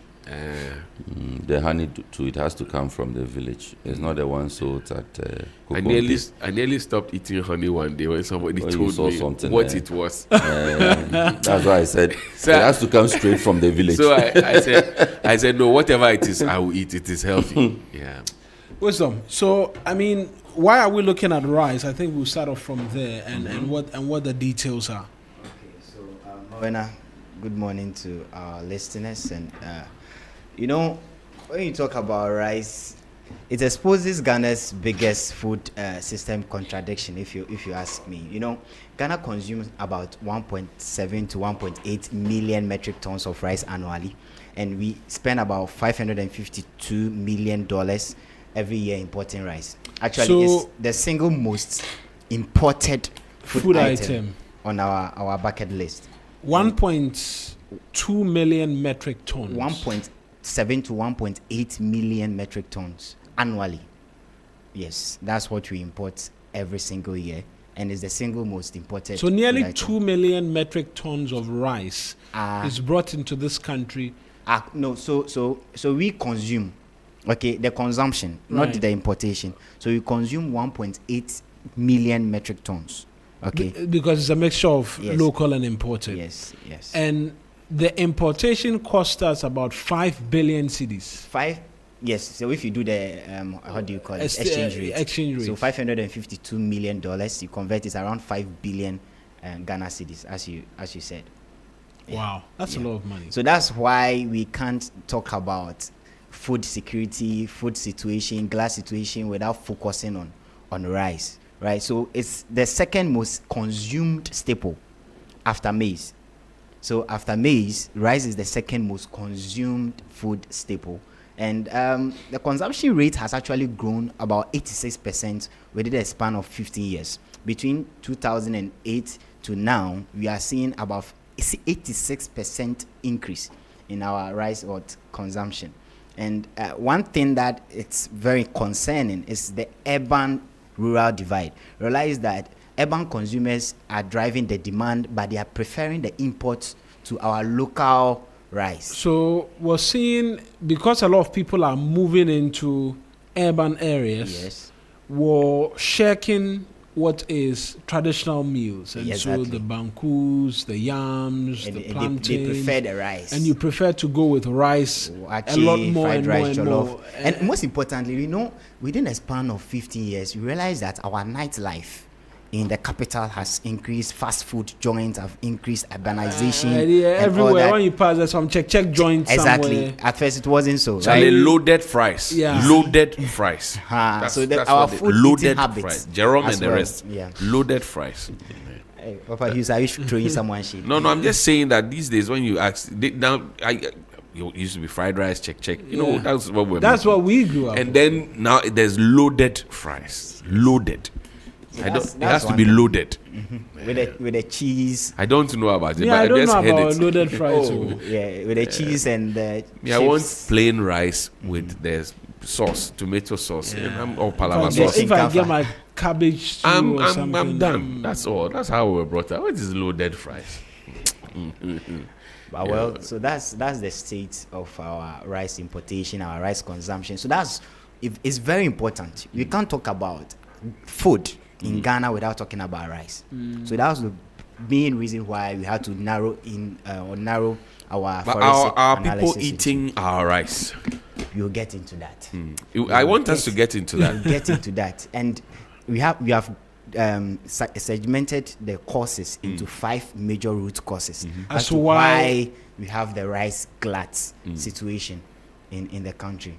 So let me quickly go to that one. So for what's the main causes of the glut is, we will break it down. We have 5 major root causes. The first one is production without market. So you remember the planting for food and jobs, right? Introduced by the previous administration. So they created the PFJ 1, PFJ 2. phase 1, phase 2, right? And then we had FSRP. Remember that one too? FSRP. Yeah. You remember FSRP? Yes. There was also that one and 2. So there were 4 different schemes, all making sure that we were properly fed and there's food available. Yeah. The terminal report we have now is that 3 million Ghanaians are vulnerable in terms of food security. So we planted the food.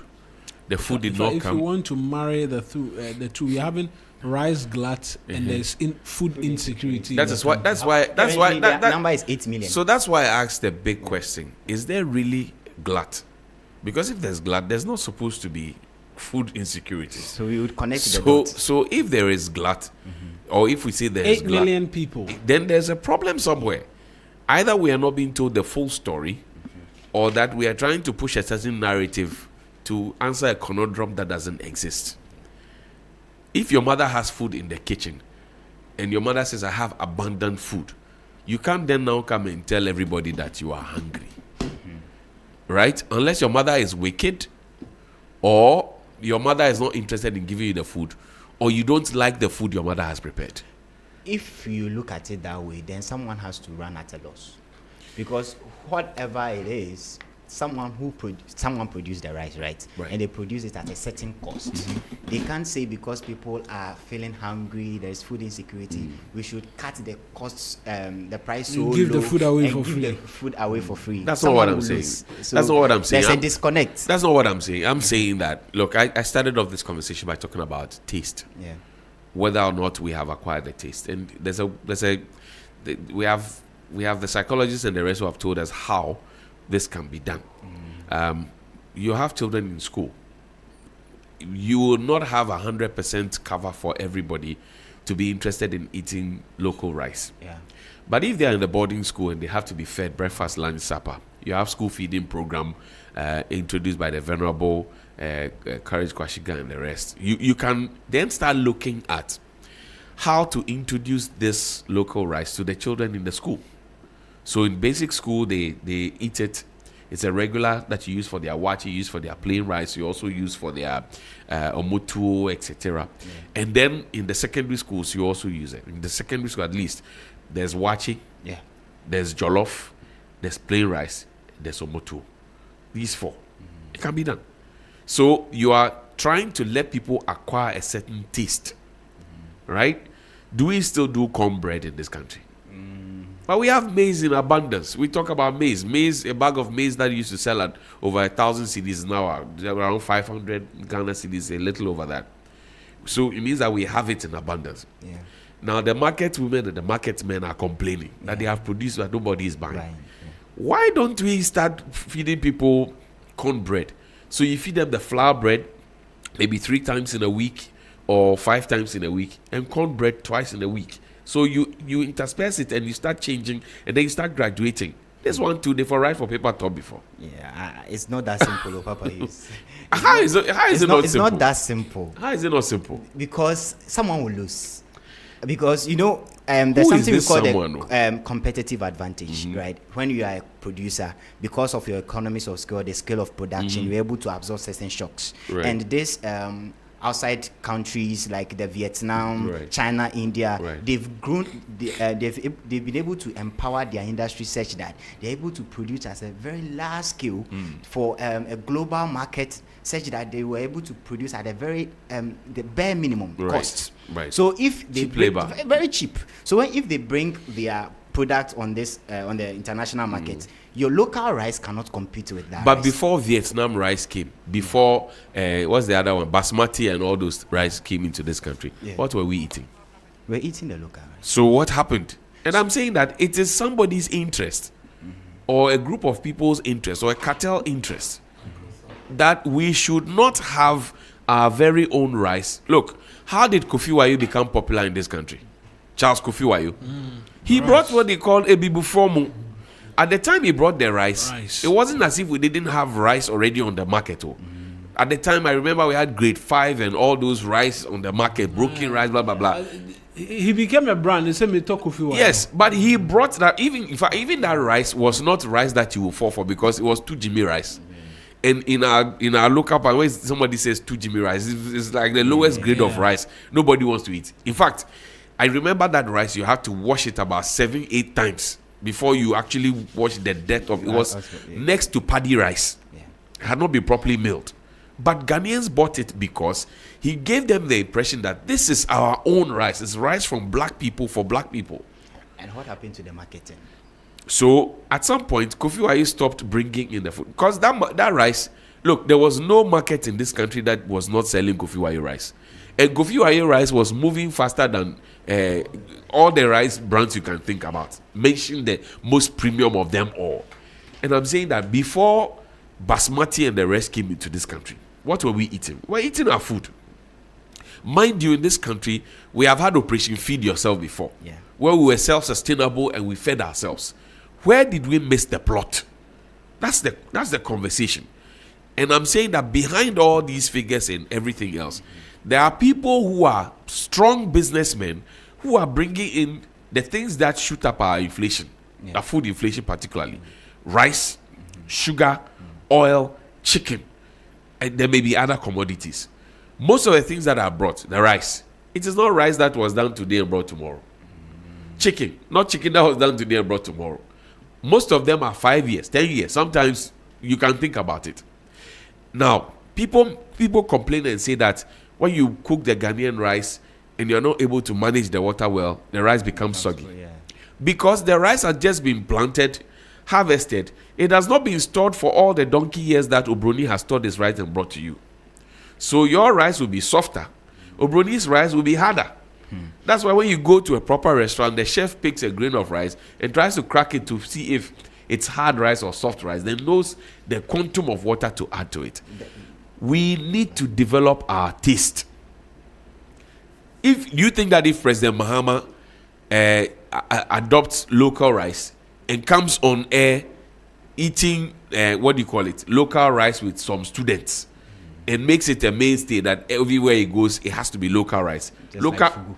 Yes, just like fugu. I mean, look, the fugu prices. I used to buy fugu from somebody. The price is said, now they've added something. I said, I understand you, my brother. The demand has gone up. So, of course, those who are selling the yarn to you, those who are helping you to sew, those who are helping you to do the knitting and the rest, they will also shoot up their price. So I understand you. I didn't argue with him. But he was priced reasonably, and that's because he's a Dagban, and we Dagbanites, we don't like to cheat people. Yeah. But then the point is that if we're able to do it with Fugu, Mawuena's Friday wear, the GTP, we're able to do it with, right? We can do it if we want to do it. We have just not been committed to doing it. I agree. I don't get the sense that you say you have food and people are hungry, and then you say somebody must lose. Who must lose? Papa Hughes, you've articulated your point very well, but there's a part, use the mic, my brother. Yeah. There's a part I think we shouldn't discount. That has to do with value addition and cost reduction. Right. We have to be able to add value to whatever we produce, make it appealing enough. Okay. Before you can't sell something that's not appealing. You can't even market something well if it doesn't have a UVP, a unique value proposition to sell it in the first place.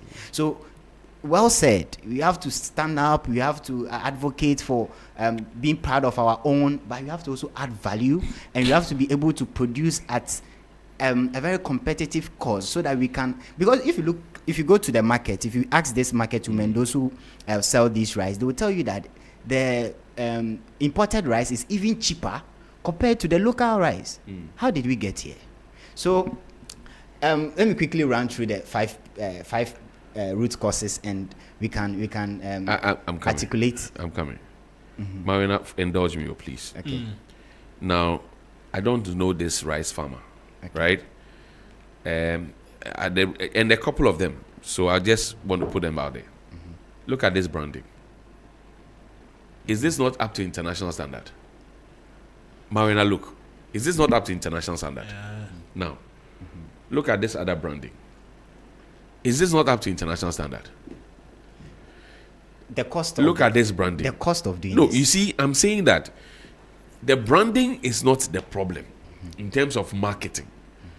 What we have done is that we have been able to create a market for either the Vietnamese or the whoever is bringing us these rice, because the rice is produced and not brought to us immediately. The rice is produced and kept there. It's more like reduced to clear. So when it's coming down to us, it's coming down to us at a very low price. Yeah. Whereas the person here, look, It feels some way. We are eating something. No, I apologize. Now look at this situation, for example. In those same countries, we are talking about cost of production and how they have built systems to make sure that cost of production is cheaper. Yeah. Now, in our country, what have we done for the farmer, the rice farmer, if we want to make rice importation a thing of the past? The rice farmer is using a combined harvester. He's using all those farm machines. He buys diesel to fuel them. Do we give them some discount or some subsidy to be able to buy diesel to farm more acres or more hectares of rice? Do we do that for them? The farms have farm houses.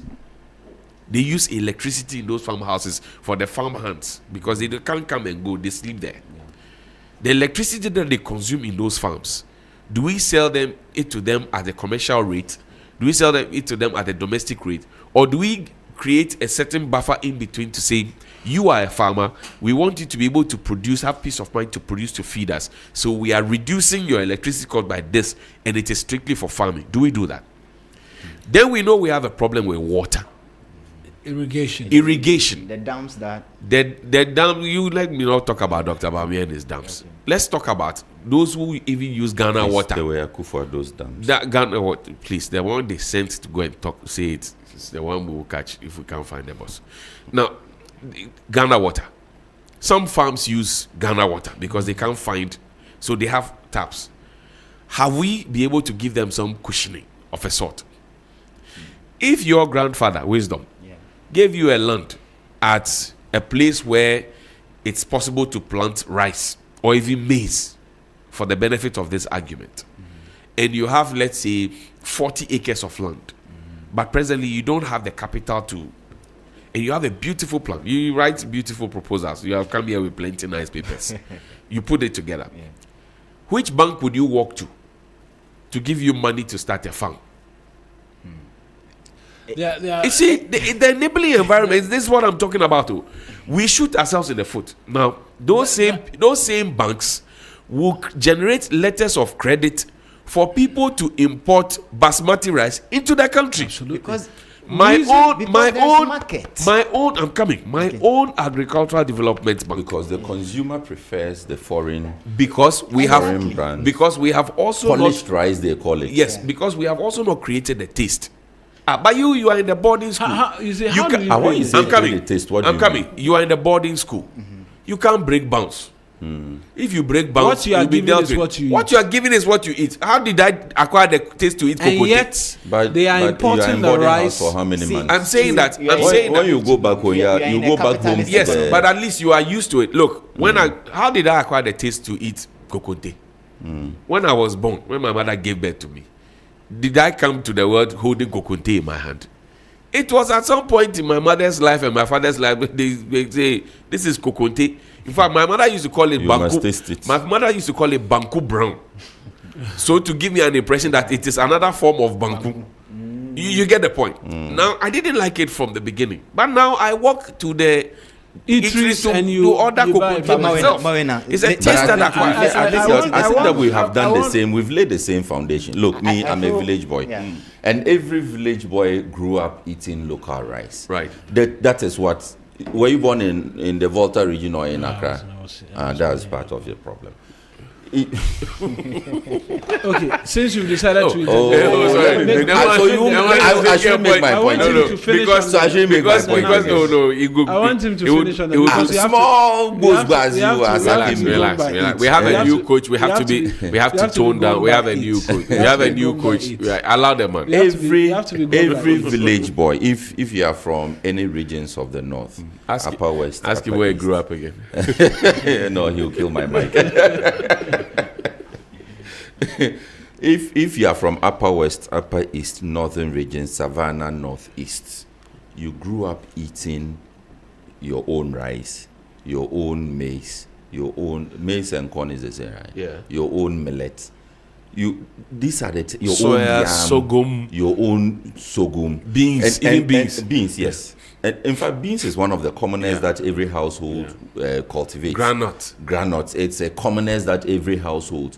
Sometimes even the backyard, you have a beans farm there. Yeah. Just something small to be able to deal with the family. There's the corn growing up just at the backyard there.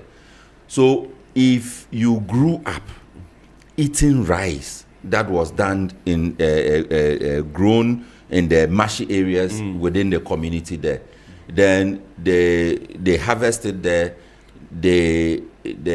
millet. Did we even used to mill it? We used to beat it. You used to with beat sticks. it, yeah. You stand around it, you are beating with sticks and singing. And then by the time you finish, there are some stones inside. Yeah. Then you choose more, then you bite one stone and say, yes. You can't grow up having this kind of taste. You go to a boarding house, they feed you with polished rice. Then you come and say that you don't eat local rice again. I mean, how? In fact, even the nutritional value. Look, I had the nutritional value. Look, Mawuena, for the nutritional value. Mawuena, I had a shock of my life when I walked into a supermarket. I like granules, roasted granules, and I saw this, bottle of granite. So I picked it. I wanted to buy it. It looked very nice.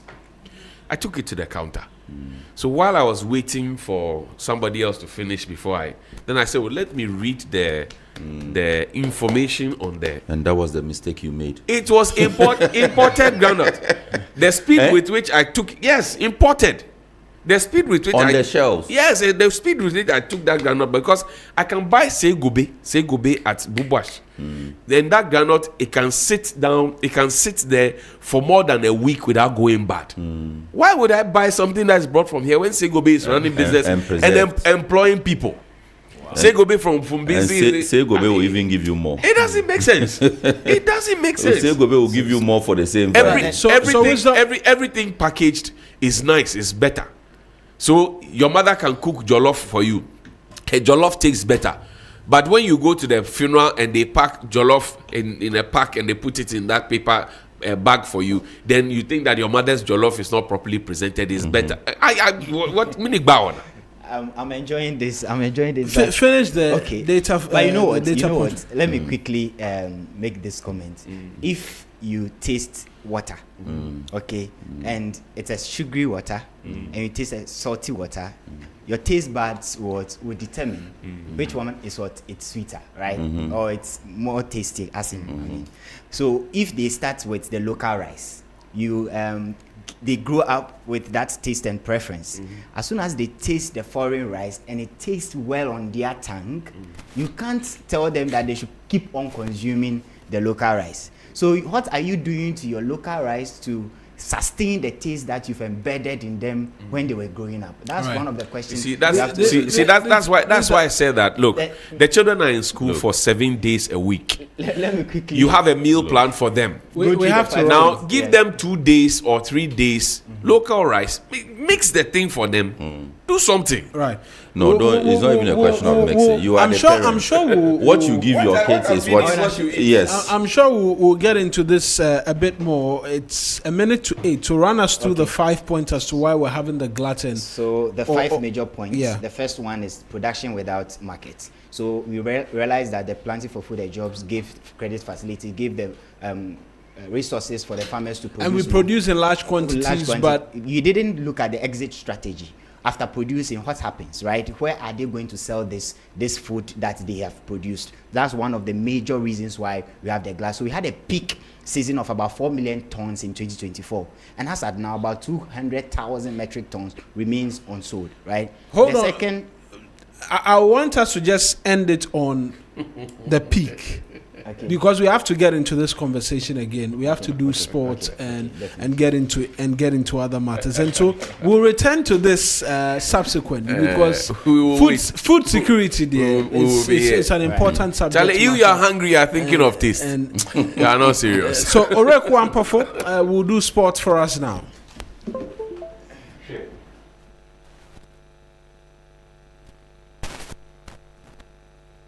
Sunrise on 3FM, the best in the morning. A big day in the history of Ghana football as experienced Portuguese coach Carlos Queiroz has been confirmed as the new head coach of the Black Stars. A 4-month contract as he was unveiled at Alisa Hotel earlier and endeared to the Ghanaian crowd. A reminder that Queiroz arrived in Ghana on Wednesday evening where he had the opportunity to meet the sports ministry on Thursday morning where he said he felt African and was privileged to take this job. In the press conference, his first words were that this would be his biggest challenge yet, which led to a lot of eyebrows being raised considering the 73-year-old has coached teams like Manchester United, Real Madrid and Portugal. Let me come to you, Sheikh. From an FA point of view, you've had a chance to interact with Queiroz longer than any of us here throughout the interview phase and since he's been to Ghana. For someone who's coached the likes of Real Madrid, Portugal, Egypt, why do you think he says that Ghana would be his biggest challenge yet? What has he seen? What has he heard? It's the timing. It's the timing of his appointment and the fact that Ghanaians expect a lot. I think you heard him say that we have 33 million Ghanaians. Already he has an idea of how Ghanaians talk about football and the passion with which we support football. So he knew that accepting the Ghana job is accepting a very Herculean task, considering the fact that he has less than 2 months to the World Cup. And he will have to put a team together, go to the World Cup and impress. And clearly you could see from all the records that were spelled out to him, Ghana's best performance was in 2010. And the last time we went to the World Cup, we got to the group stage, we exited by winning just a game.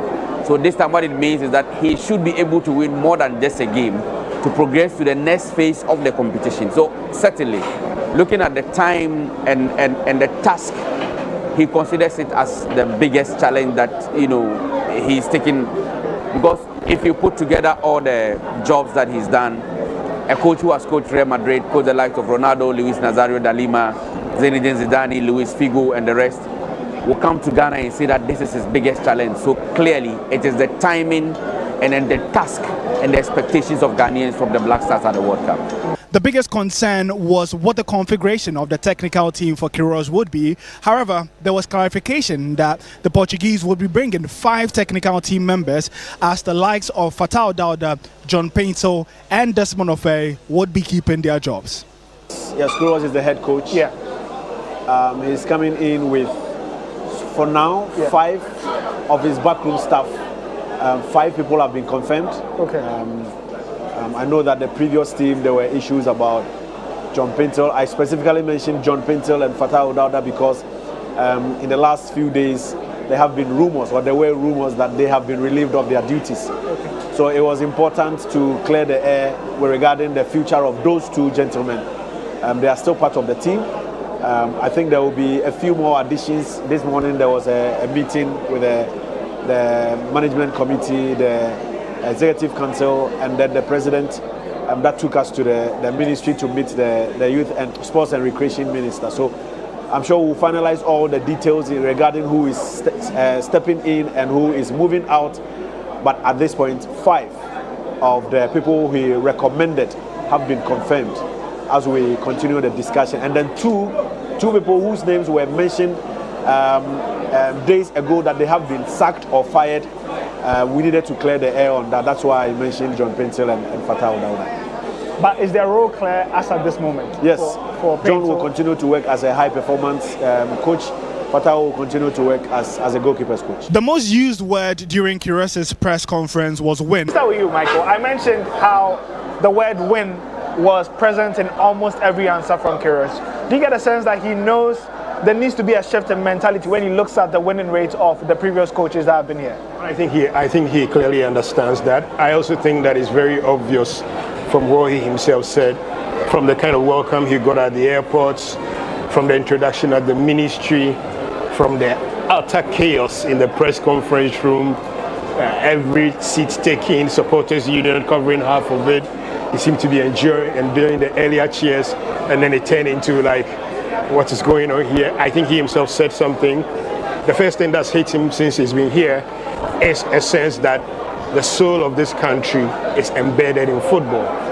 But the soul is not just embedded in football, it's embedded in the Black Stars of Ghana. And he understands, so he says that this also means that the expectation will be huge. And I think that's why he tried to address every question by trying to strike a good balance between providing assurance that this team, one, will be competitive, will leave everything on the pitch, will strive to win and everything. I also thought it was interesting that while he didn't really fiercely defend himself against whether he's defensive or not, he was harping on the fact that, as you said, one, at the end of the day, you want to win. That's the most important thing. Basically saying how you get there isn't the most important thing. And he seemed quite determined to say to us that for him, the team is the most important element above all else. So I thought that he sort of acquitted himself well. He had a good balance. He had a good attitude to the questions. This wasn't a hostile environment. And I just hope that it translates into what happens when the team begins to play. And he highlighted the need for the team to shift its mental framework and believe that they need to fight and get the victory in every match at the World Cup. The language that I know for myself, and this is what I'm sure the Ghana national team expect from me, it is the winning language. I am a winning coach. I don't understand that thing of defend or attack. I know one thing: when we don't have the ball, we have to fight together. We have to sacrifice. We have to suffer on the pitch to recover the ball as much fast as possible in order to have our chances to build up opportunities and score. So after 43 years in the game, if you ask me things about how to win one game, I can probably share with you a couple of ideas. Now, the big question was, if Kyrgios hasn't seen the team play yet, how is he going to name his provisional squad? Now, he went on to list 5 key factors that he will be looking at when it comes to naming his squad for the World Cup. Number 1 is determination. Number 2, performance, experience, attitude, and then the final point was knowledge. Now, his component of players was divided into 2, the local-based players and then the foreign-based players. He says that the FA have already set aside a team that has data and is ensuring that they do provide data on players to make the work easier. When it comes to the local side, Kyrgios would be visiting the Black Galaxies team, which are currently camping, and would have the chance to engage with the players and see them train to be able to determine which local players deserve to go to the World Cup. And then after that, attention would be focused on the European players. Selection criteria, right? With me, it's very simple. I'm not saying that it's an easy job, but very simple. First of all, nobody owns the national team shirt. That's a point that must be clear. Nobody has for himself, either for name or reputation, to own the shirt. But the players, they dream to represent the country. And it is our job to give them a fair and right opportunity. That's why in this short period of time, my concern with the Federation was to organize the local players, because I didn't want to go for the final selection without having the opportunity to see them, to be with them, and analyze them. So, at the end, my job it is to be sure that the ones that they dress the shirt are the ones that they really deserve to be there. In just over 40 days' time, Queiroz would be making his 5th appearance at the World Cup in Ghana. Coincidentally, he will also be making his 5th appearance at the World Cup. All eyes will be on the former Real Madrid coach and how he's able to assemble his team ahead of the Mundial in North America this year. Sunrise on 3FM, the best in the morning. Sunrise on 3FM, the best in the morning. What's up? Sunrise on 3FM. 3FM Sunrise.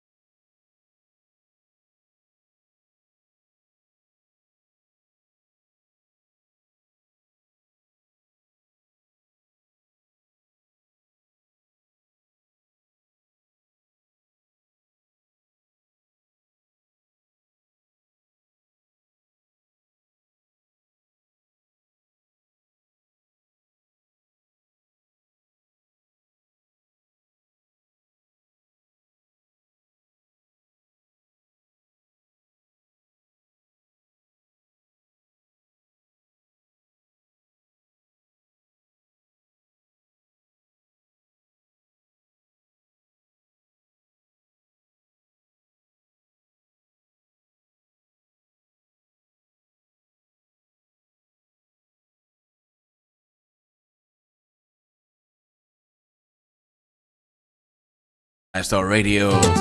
Always a pleasure to serve you breakfast. Later in the show, we'll have a conversation with our panelists who are ready for you.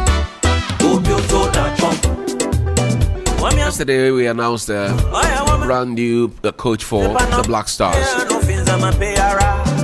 Beyond the press pitch, what results does he bring to the table? I'm sure by now you know that the conversations about the LGBTQIA plus bill has also received some public hearing. Is it just the protection of human values, or is it a threat to human lives? I don't know. We'll find out shortly. And then also, Africa seems to be against its own self.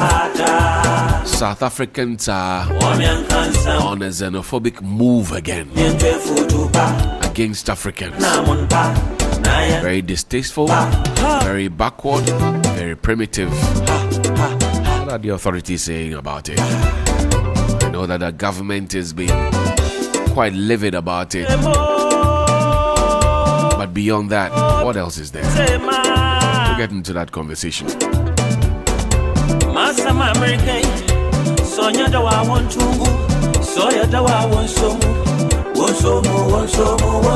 from the stables of the Social Security and National Insurance Trust, SNIT, I wish to remind all SNIT pensioners that you are all to undergo annual pensioner certification in your birth month. Effective April 2026, pensioners who were born in the months of January, February, and March who have not yet renewed their SNIT pensioner certificate will be taken off the SNIT pension payroll. That means that your SNIT pension will be suspended for the month in which you have not, if you have not renewed your pensioner certificate. Until you do that. Now, all affected pensioners who have not renewed their pensioner certificate are encouraged to do so before the next pension pay date. To make the renewal process simple and convenient, pensioners may use any of SNIT's dedicated channels, and they have quite a number. SNIT mobile app that gives you an opportunity to have facial verification done for you. SNIT branch, where you walk into any branch of SNIT and have your biometric data taken for verification. They will have also the SNIT co-bank mobility, where the channels are there for you to use a bank of choice that SNIT has outdoored for this purpose and this purpose only. And then you also can connect with them on 0302 611 622. 0302 611 622 if you are a pensioner who is looking forward to a home visit because you are not mobile. You can call 0302 611 622, and for further inquiries as well, you can call the same numbers 0302 611 622, or visit any branch or SNIT, or use the SNIT mobile app on your Apple App Store or your Android store. Music brewed in Africa, come let's enjoy together. Music brewed in Africa, come let's enjoy forever. I'm so glad it's well, we need to celebrate. I'm so glad it's well.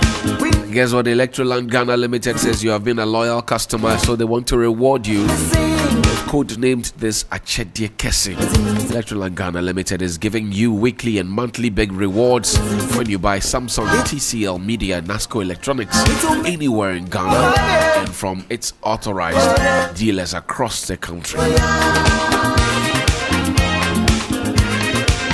Oh, you heard me. Just go and buy Samsung, TCL, Media, Nasco Electronics anywhere in Ghana and from any authorized dealer or reseller. Just buy your LED, smart TV, split AC, double door fridges, auto grill, gas cookers, washing machines, sound towers, microwave ovens, blenders, mobile phones, and more from Samsung, TCL, Media, and Nasco. And dial star 928 star 8888 hash. That's star 928 star 8888 hash, or go to register.electrolandraffles.com, register.electrolandraffles.com to enter the monthly or weekly draws, and it's been approved by the NLA on the Caritas platform. Electroland Ghana Limited, rewarding your patronage big way.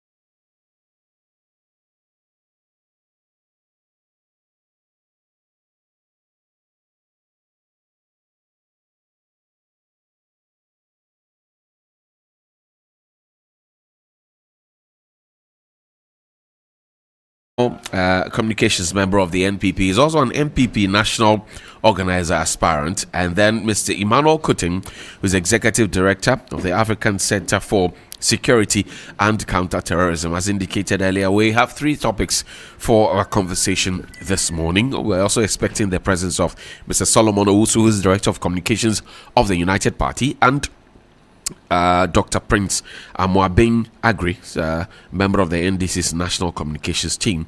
Now, we want to talk about the new Black Stars coach because yesterday he was outdoored. We have expectations as a country following the performance of Coach Otuado, who sadly we had to let go. But we have a new coach. Now, will Carlos be able to deliver what was on the minds of the Ghanaian people, particularly quest to win for the very first time the World Cup? Is it even a possibility or is it not? We'll get into that conversation.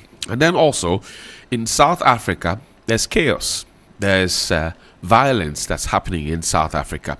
Xenophobia is up on the rise again. They call it Dudula. Now, what exactly does Dudula mean? Dudula means to force down, to push down, or to cut down. And they're asking all who are not South Africans dwelling in South Africa, who do not have the requisite documentation, largely, to move out of South Africa and not to access certain services. We'll get into that conversation, how that flies in the face of diplomacy, bilateral relations, African unity, and most importantly, whether or not we learned any lessons from apartheid. And then we'll get into the conversation about the controversial anti-LGBTQ bill, protection of values, and then some are asking, is it a threat to rights? That's what it is. The last time the law was fully passed but was not assented to as a bill. Now there are two schools of thought. One that says, let's go back, a blessing in disguise because it was not signed in the past, to have it reworked so it can fit the changing fortunes of time. And then you have another school of thought that says that no, we had the benefit of all these discussions in the past, let's just go ahead and get it signed. Gentlemen, good morning. Good morning, Johnnie. Good morning. How are we doing, sirs? By the grace. Nice. How's it going for you? Oh, it's going very well. Are you sure? Oh, yes. You have no fears? Oh, on the grounds? None whatsoever. The grounds are fertile. Are you sure? What is the contestant? National organizer of the MPP. Oh, okay. I'm not aware. Now you are aware. Now you are aware. Okay. I wish you the best of luck. Thank you. Thank you. Nine gentlemen, Yes. Sakura, them From the biblical times, I understand people like us are blessed from above. May that blessing follow you. Amen. Hey, Charlie, there's alliance happening in the studio. Ma, has the week been for you? Oh, as always, God has been merciful. Once you are alive and kicking, you know, it's a matter of time. I always tell the youth of this country to have patience. It's time. We are too much in a hurry. Time has a way of revealing everything. And sometimes we are too much in a hurry as if the world is coming to an end today. And that breeds greed. And you find ourselves in so many non-ethical things.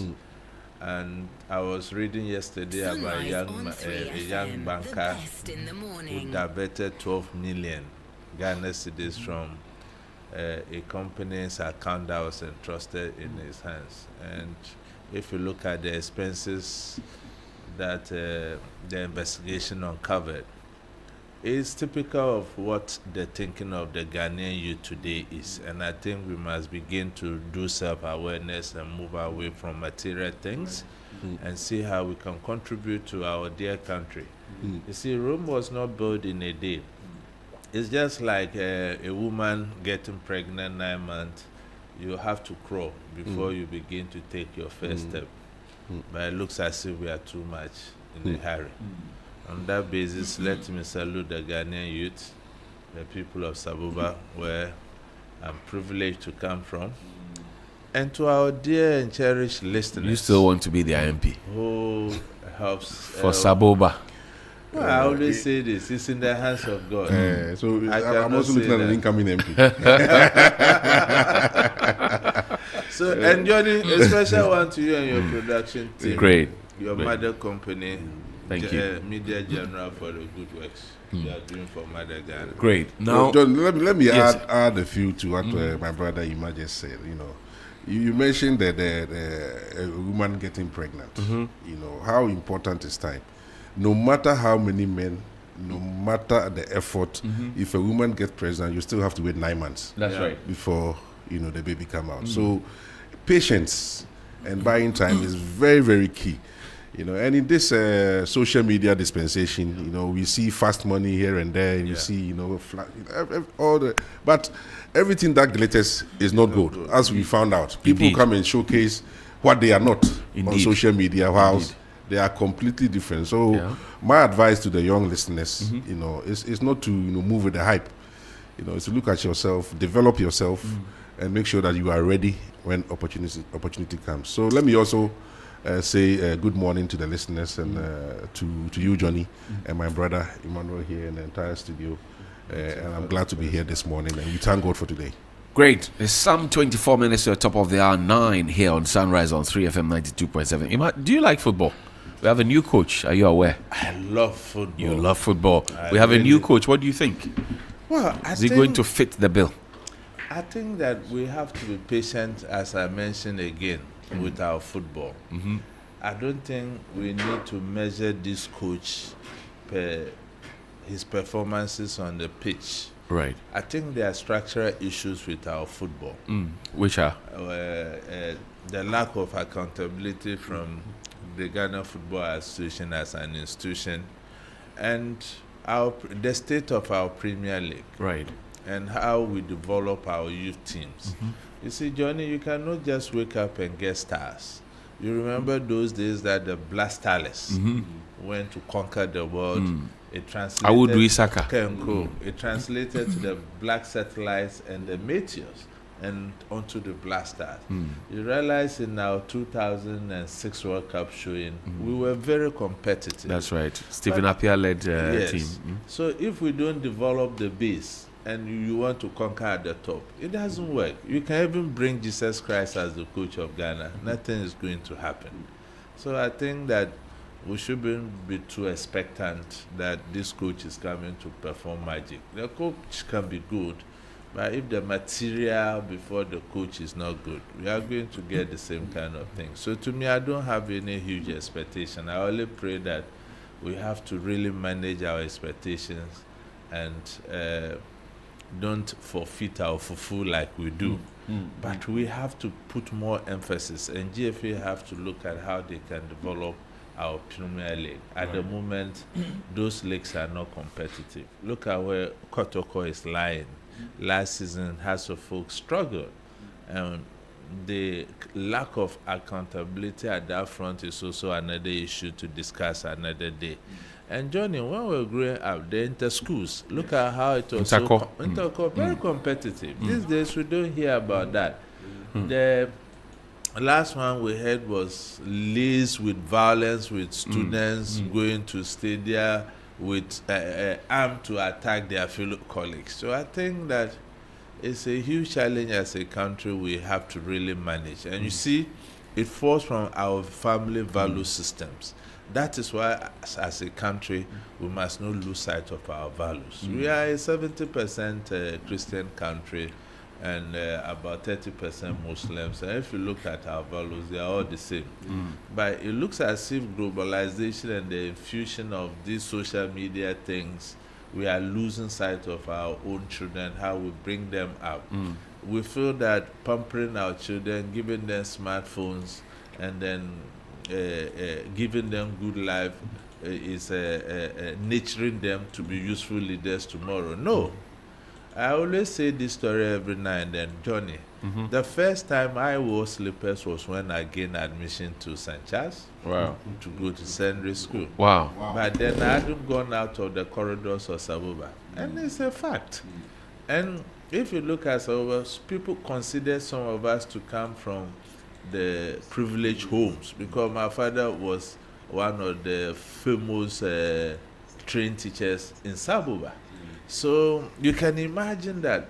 So where we sit now, when we look back, we are so grateful to God. We never even dreamt that we will have opportunity to be sitting where we are sitting. So it is a plea to parents. I think that we are losing our responsibilities on our children, and that is feeding into many of our institutions. It's not only football. Look at other institutions. We are failing. If you look at the index and you just oppose it over some few years ago. So it means that something is materially and critically missing we have to address. So we need to really manage our expectations with our blasters. Even if Jesus Christ is brought as the coach, I'm not sure anything is going to change.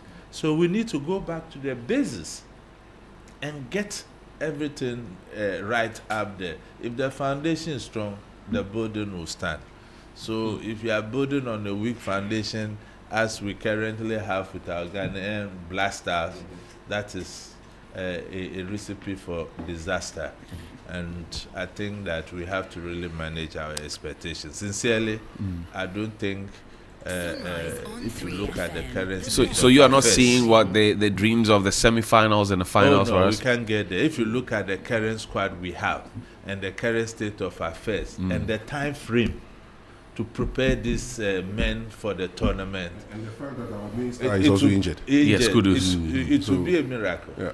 I see. Interesting. Let's hear the coach, the new coach, and then I'll come to you, Mr. Prempe, Engineer Prempe.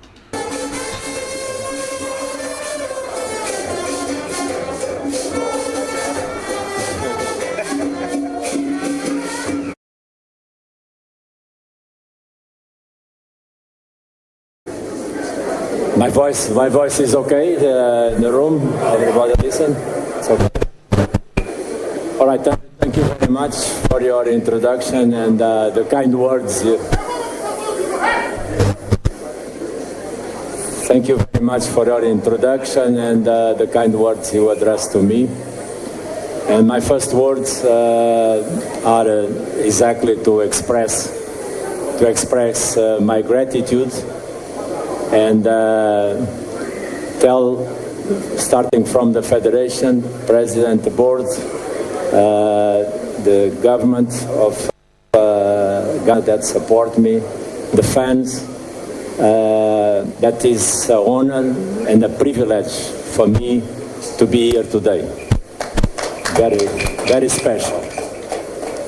I know since I arrived, I start to feel it, that this is the soul of the Black Stars. Yesterday, I saw and I feel the vibration, and I start to realize that the soul of the Black Stars is huge. It is huge. So that means that our dream and expectations are also huge.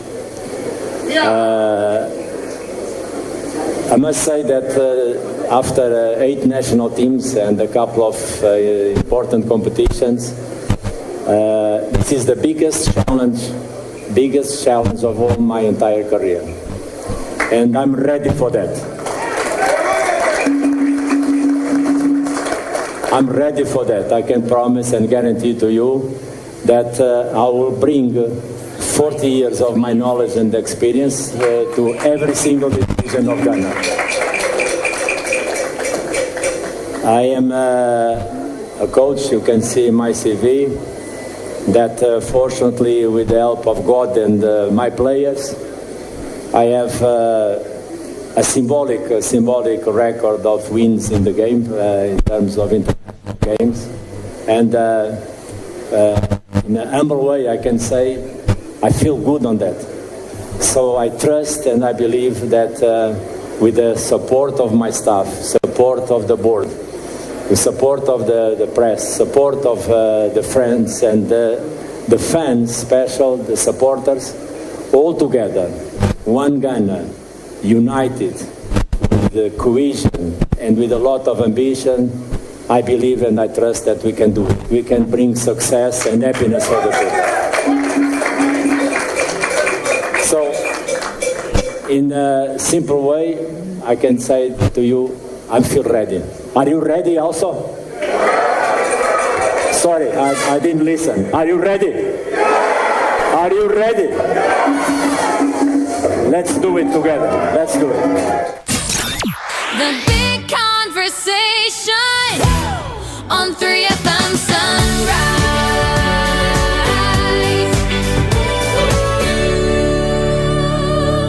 That's a brand new coach, Coach Carlos, with 40 years of experience under his sleeves. He's asking the question, are you ready? Let's do it together. Engineer, it's your turn now, but let me welcome lawyer Benjamin Alpha on the ticket of the NDC Council. Good morning. Good morning, Johnnie. It's good to see you again. Good to see you in flesh and blood. Now, Engineer Pepe, he says, are we ready? And then the people said yes, and then he says, okay, then let's do it together. But is that all there is to all of what our aspirations are? You see, I think that when we fired Otuado, what I said was, I think the time is too short. It's too short for somebody to come in, no matter how good the person is, to be able to translate his vision, to the players. I think we have 2 more friendly matches upcoming. That is it. How long is the camp going to be for him to be able to translate his vision to the team? And for me, if we look at the experience, yes, he's a top coach. I mean, he's an experienced coach. He used to be with Ferguson at Man United for a very long time. He's coached Iran for so many years in Africa. I think he's done South Africa and Egypt. I think so he's been to the World Cup so many times. I think he has about 16 games. Though his win percentage is quite on the low side, but he's I think my brother was saying he's a coach that has taken teams to the World Cup who went there not to win the World Cup. Right. I mean, let's they went honest. To show their faces. They went to show their participation. For them, the participation was the most important thing. And as my brother Ima was saying, that is what we should expect, from the Black Stars. If we are able to cross the group stages, I think we should be happy about it, right?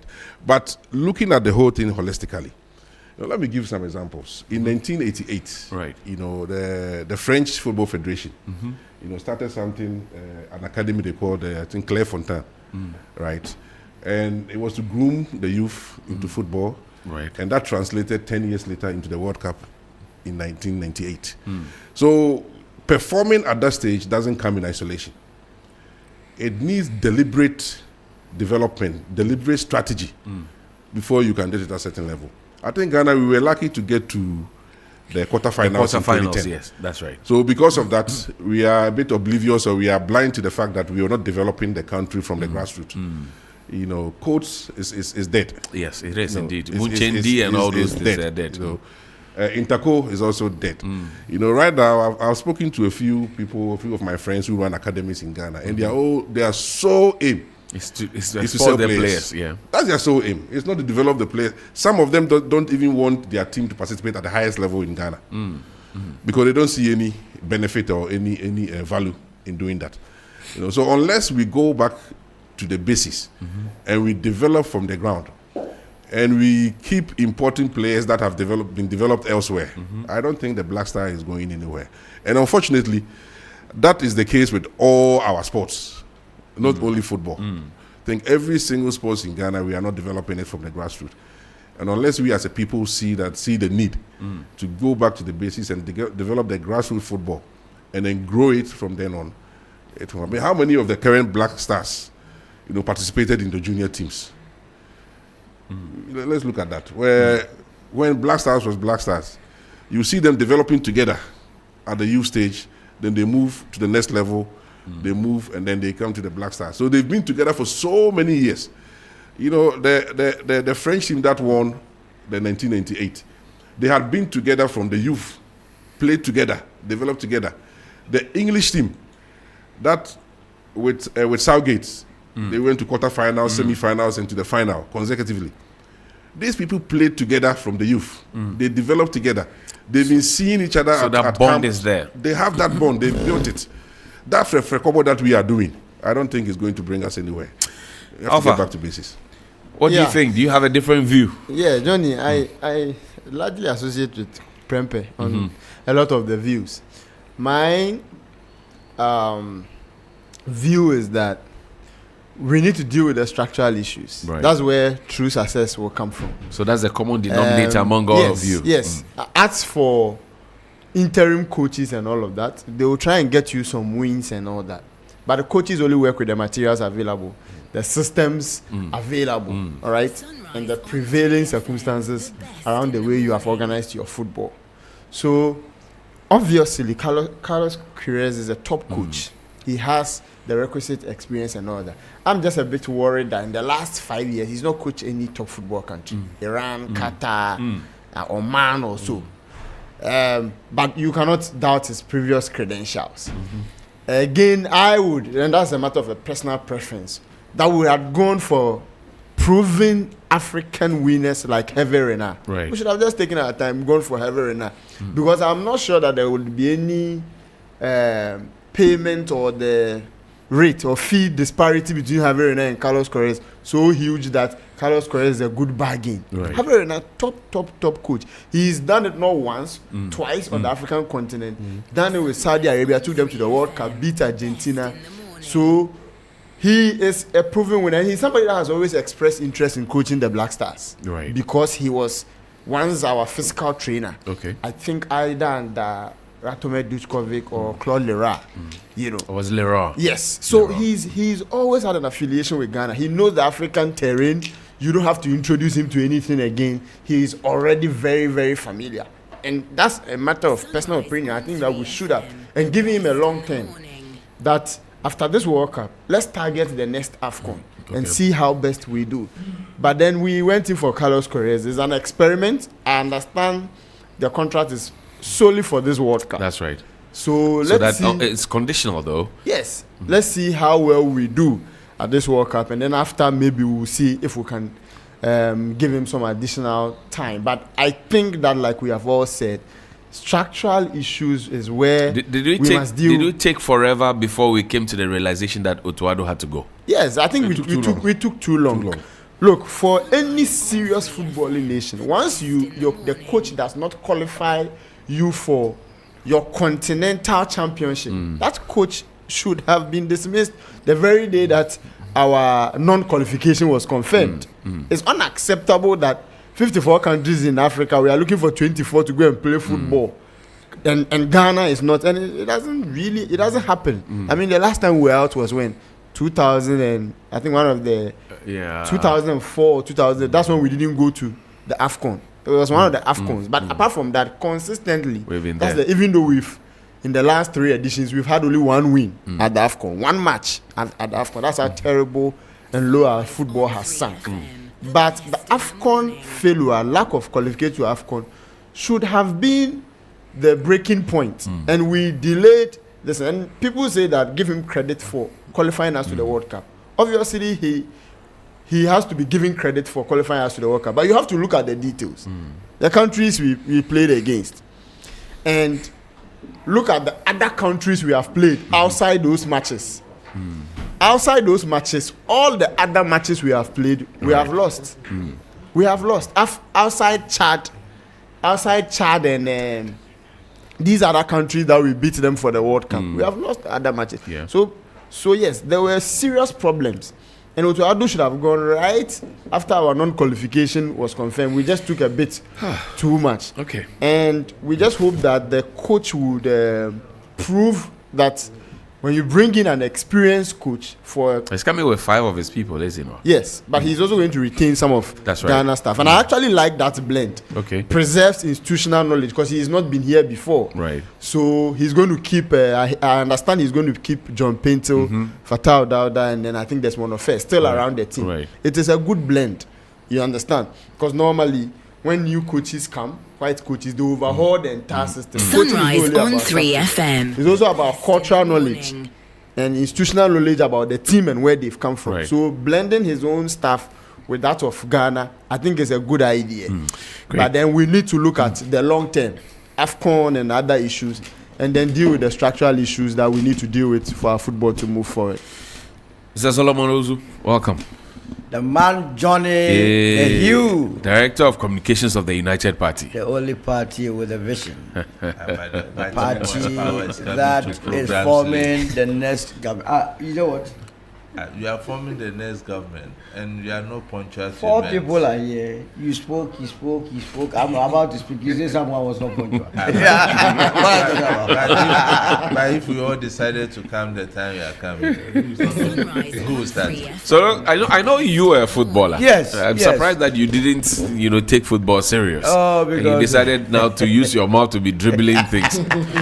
But what are your views of this new coach that we have and the forward march for us as a country? It's a total waste of our time. You see, Oh, pardon? total waste of our time. We have only succeeded in giving a pensioner some money to rest with. Oh. Absolutely. Now, you see, those that took that decision, we must mark all of them. The 12-member executive committee of the Ghana Football Association, all of them will not get away with it this time around. But why must we mark them? Because they have been doing this thing over and over, and they get away with it. They bring us coaches, come and mess the football, and at the end of the day, they are there untouched. This time they will be touched.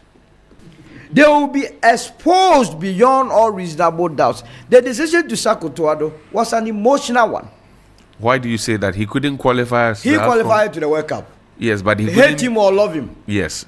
And yesterday, Carlos He admitted. And and he thanks him for that. The voice that you played, did you listen to me carefully? Yes. He said his success hinges on prayers and his players. Not experience. Not experience, though. Is it? With the help of the... Yes, he said prayers, yeah. Prayers and his players. That's why I said, if you make Jesus Christ the coach of Ghana last time... Carlos Queiroz. Oh, what is wrong with him? Carlos Queiroz. 40 years experience. Because of him, I nearly left Real Madrid. Oh. Carlos Queiroz. This time 73-year-old, a country that wants to build its football. You say we are in crisis. You are going to bring a very sharp coach, retiree, to do what? With experience. He has no experience. What is experience? Experience in what? In failing. You see, let me tell you, you have had your stint. Okay. This is my view. Okay. Otuado shouldn't have been sacked in the first place. Yeah. Because the time frame, the European season is not even over. It's going to end somewhere. Most of the league seasons will end 20th of May. Right. Now the Champions League itself will take place. The final will take place somewhere the 1st of May. Meaning that this coach tentatively will have about 2 weeks to prepare the players. Now, what would it profit or benefit this country if all that Carlos Queiroz is going to do at the World Cup to see to it that Ghana is going to get out in the first round, which is going to happen anyway? Why are you being a prophet No, of it's doom? not, bro. You see, it is a reality. Don't expect. You see, we should not mislead the citizens of this country to invest all their heart in it when you know that it's garbage in and garbage out. The quality of players do you have? You tell me your players, the quality that they have that can match the rest of the world. Well, they can do something. No, they can't do. The only thing we can do is reduce the number of goals. That one, I will agree with them. But in terms of many... Reduce the number of goals that they will concede. Reduce the number. That one, your goalkeeper. The last time we were playing, we played, what's the name? Austria. Area boss. I don't know whether the guy, someone was pulling him. We are not there yet. And that's why I agree. I listened to the one who was coming. They need to invest in the game. But Masolo, you have played football before. Yes. I mean, I get people talking to me about how skillful you were on the field. No, I knew how to play football, pa. What are we missing? What's that ingredient that is missing from back in the day when you were actively playing football to what we have now? I mean, we've spoken about intercore, we've spoken about Colts football, Wonchendi and all of Exactly. But is that really the panacea? That is it. That's the panacea. We must go back to the basis. Get the coast football and the area football running. Monday starts in Accra. Yes. If you watch, the quality is even better than the kind of play that Black Star players are giving to us. Because if you look at the current make of the Black Stars, a lot of them, we brought them from Europe. They are not even, they have not been able to integrate very well in terms of culture. You understand? Ghana as a country, Spain at a point realized that the country didn't have any identity in terms of football. So they started introducing this tiki-taka. Ghana, naturally, we are skillful.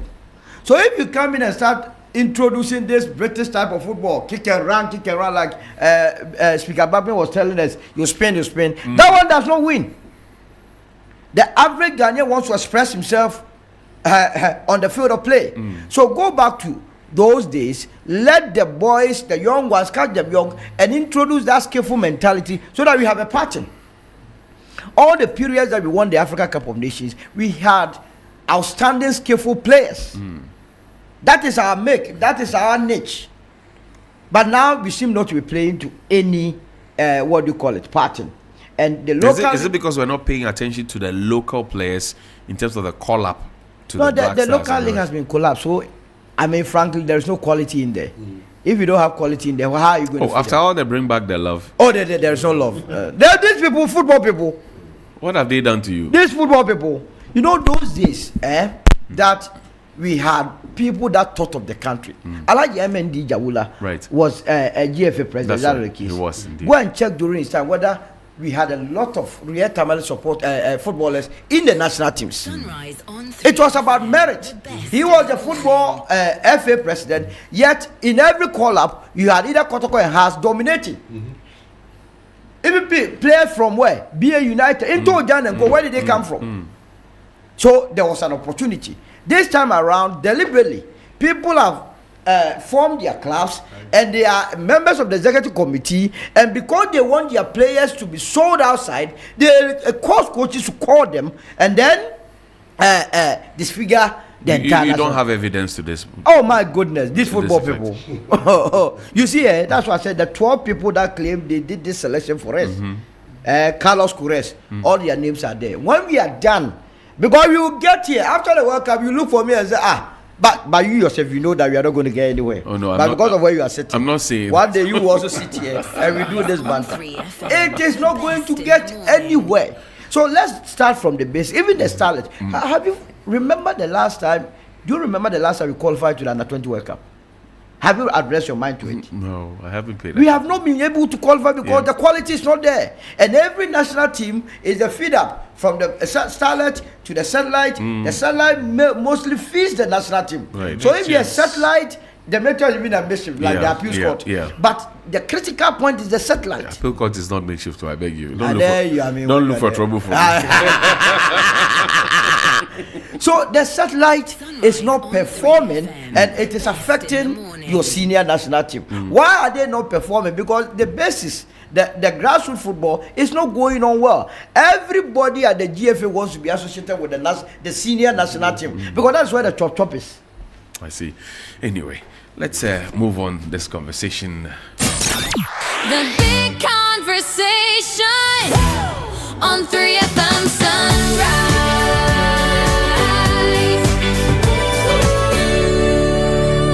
And it's 2 minutes after 9. Now let's listen to the Minister for Foreign Affairs, Samuel Okudzeto-Ablakwa. He's also Member of Parliament for the North Tongue constituency in the Volta region. He's been very livid about the situation in South Africa, the xenophobic attacks on fellow blacks by South Africans who call themselves Dudula. Now, Dudula means to push down, cut down, or to cut away. And they are not happy because they're saying that other nationals have come to take what belongs to them, their jobs, hospitals, schools, etc. So in videos that have gone viral, you either see people being beaten, and one of such individuals was a Ghanaian who has since been connected to authorities and is receiving response, but he was being beaten by a mob. And then you had other instances where children are being driven away from school because they claim that they are not South Africans. And then even hospitals, people are being asked to wake up or get up and leave the hospitals. And then you have a situation where people's shops are now also being closed. Question is, what is really going on and what can we do to reverse the trend? Did we ever learn anything at all from apartheid?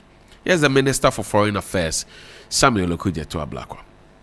As Africans, we all know the role we played in assisting South Africa to defeat the apartheid regime. Right here in these hallowed grounds, the precincts we find ourselves. This used to be the International Students Hostel. We hosted a lot of freedom fighters from South Africa and many parts of Africa. Ghanaian taxpayers took care of the scholarships they were provided, the meals they were provided.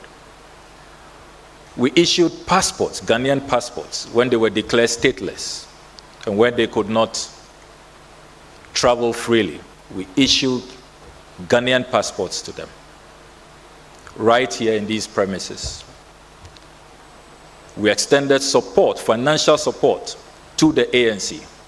And that is why when President Nelson Mandela was released, he came to Ghana and thanked Ghana, then under the leadership of His Excellency Flight Lieutenant Jerry John Rawlings. All of us as African leaders must condemn that. And we must remind those fringe elements who are in the extreme minority that they cannot divide us, that we remain united in our common struggles, in our common destiny, and that our solidarity is unshaken, is unbreakable, and we will continue to band together as Africans. We will do everything as a government to protect our nationals and to make sure that we demand from the South African government to protect our citizens and to keep them safe because they owe them that duty of care. Just as we will continue to make sure that all South Africans living in Ghana are safe, are protected, and we will not encourage any reprisal attack. We will condemn it, and we will not even contemplate.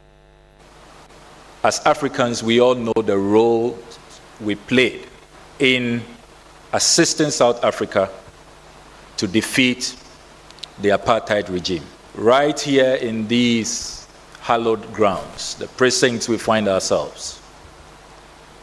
This used to be the International Students Hostel. The big conversation on 3FM Sunrise.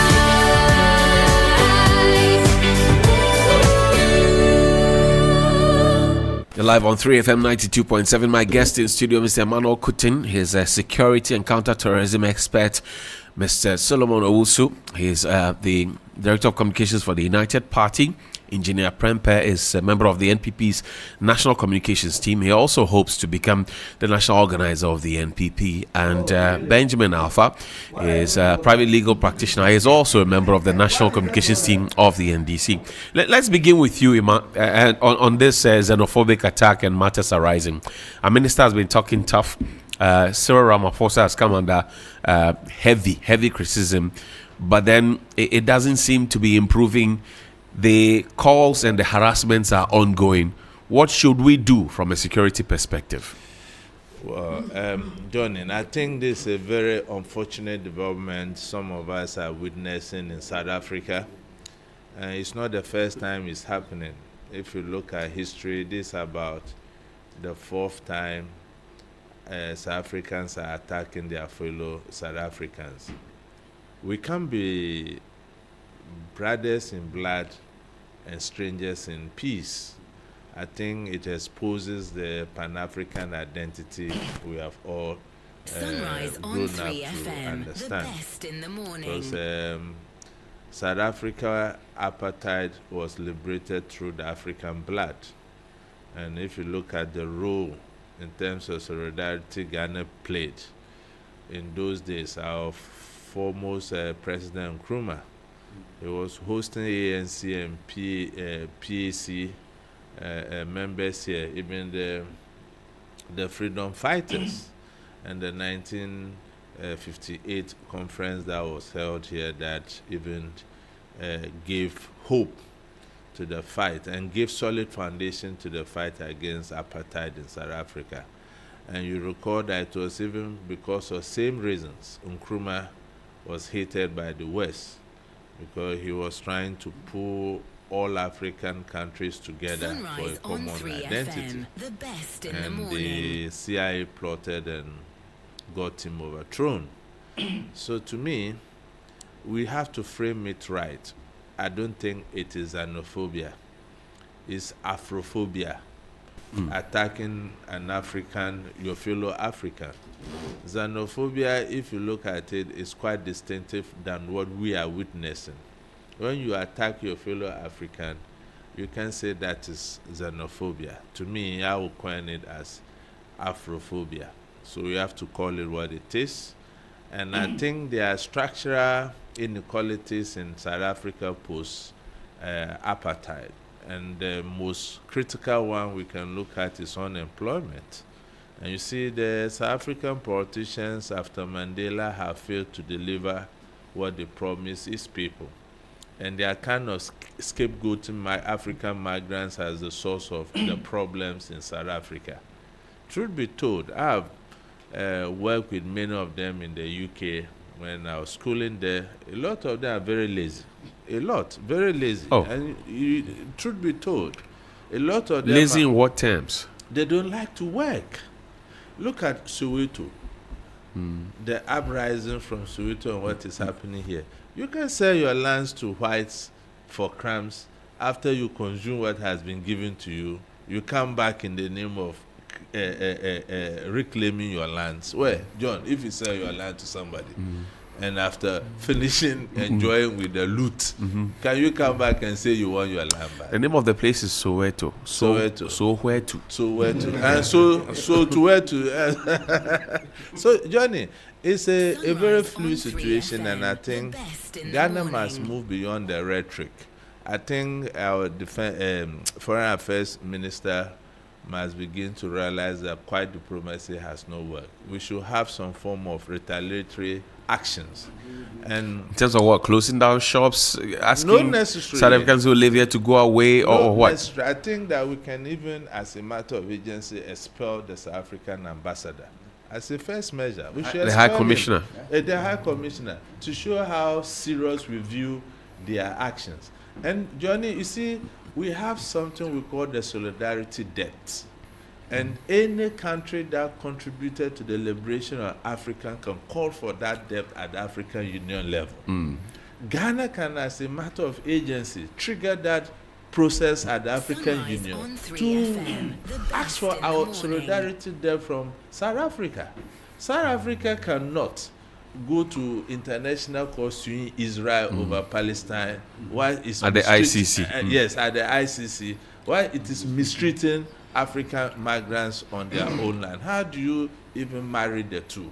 So I think it's a shame. It's a blunt on our Pan-African identity, and it's not acceptable anywhere.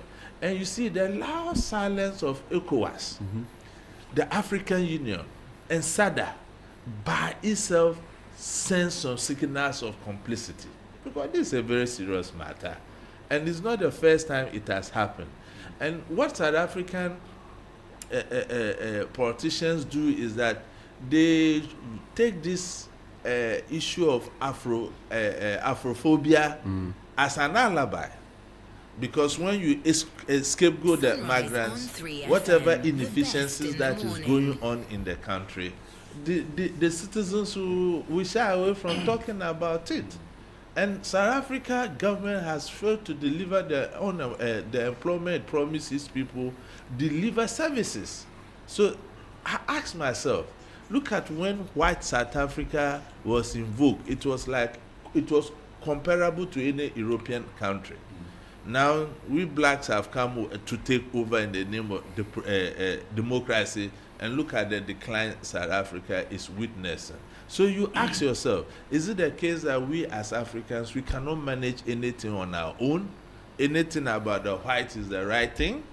So if you look at it sincerely, the unemployment issues are not caused by the African migrants at all, and by extension our fellow Ghanaians who are hardworking and doing businesses there. If you go there, many of the businesses you see Ghanaians and Nigerians doing well, because like I mentioned, the South Africans by their nature don't want to work for anything. They like to chill, and they are used like to enjoy. They are used to the crumbs they used to receive in the past, where they give them milk and those things on a silver platter. I think that they still do. They go to the shops with welfare to go and collect their stuff. It's the most deprived areas like the slums. That's right. Do that, but in the cities they don't. Do Yes, that. yeah, and I that's think true. That we must hold South African politicians responsible, because the Ubulu or whatever they call it, crackdown, they are anti-immigrant pressure groups. Right. And these pressure groups have been endorsed by some of the politicians. Otherwise, South African laws are very explicit that it protects both the citizens and the non-citizens.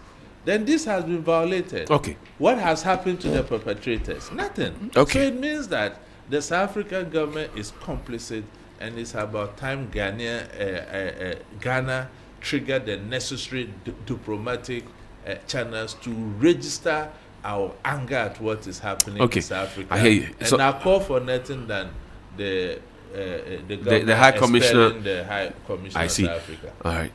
Wouldn't that be too high-handed? I don't know. But look at the rate at distraction as our citizen shops. Some are maimed and wounded. If you look at some of the videos, how can you in modern times corner human beings and be using sticks on them? And you see the lady who was speaking that should go back to your country. Do you know how your country was liberated in the first place? It's so unfortunate. Solo, step in for me. This is what we have on our hands. Yes. Government has issued statements, Yes. spoken, press conference. Yes. We've met people. What next? I think the government, through the foreign ministry, is hitting the right notes now. And they will nail it if they go by the advice that Ima has just preferred. The High Commissioner must be sent back home. Oh. Yes. You see, diplomacy. It's not only Ghanaians and the rest of Africans that went to a school called diplomatic schools that we understood what is diplomatic to the extent that we are able to come back to Ghana. They come to Ghana and tell our citizens to be accommodating. South Africa, do they think Ghanaians are happy with all the foreigners and their actions in this country? But we are so tolerant. Because first of all, we see humanity. There are a lot of South Africans in this country. You are sacking that young man from his barbering shop. What about me going to MTN and telling them to go out? The two of them who will benefit more.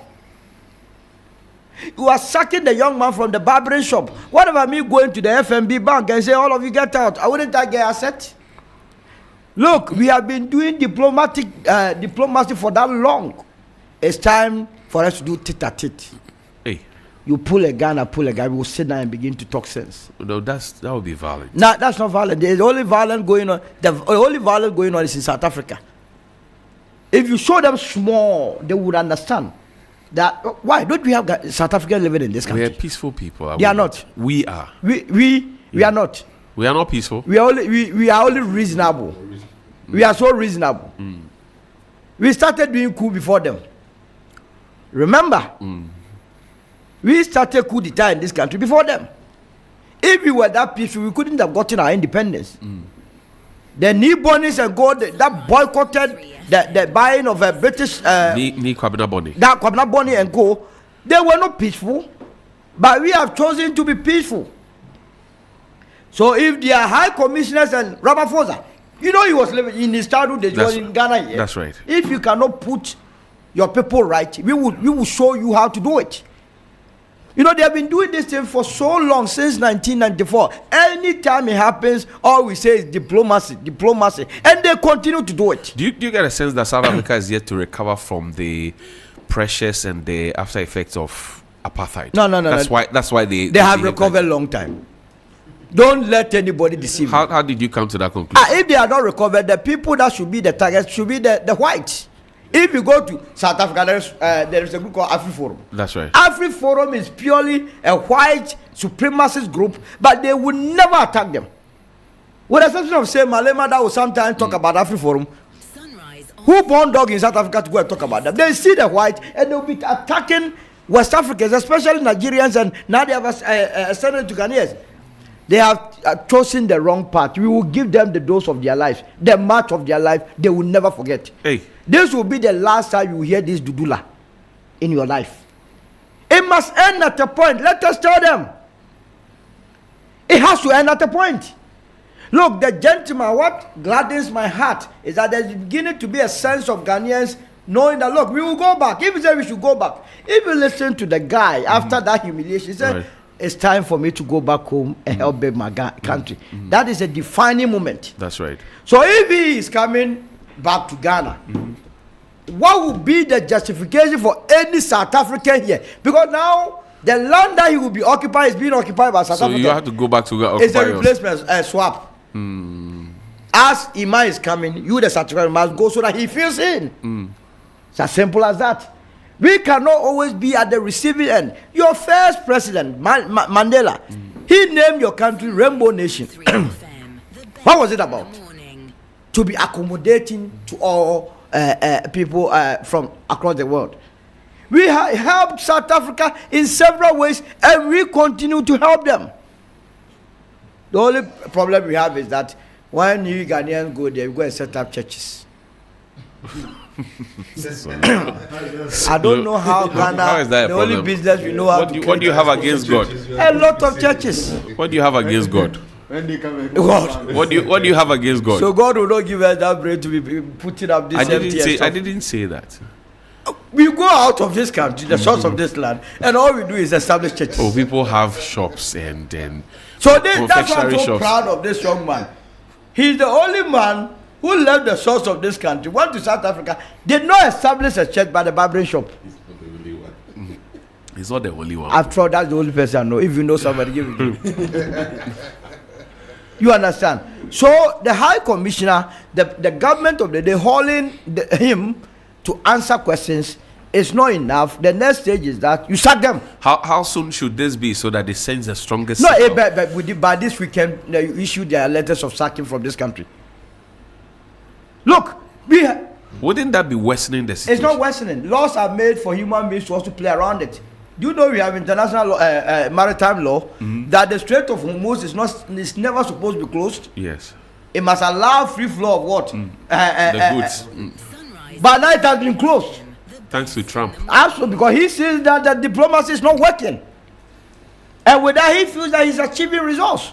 For how long can we continue to sit on the same table? Your president always attends AU meetings with our president, the number of Africans, we granting them passports, we giving them money.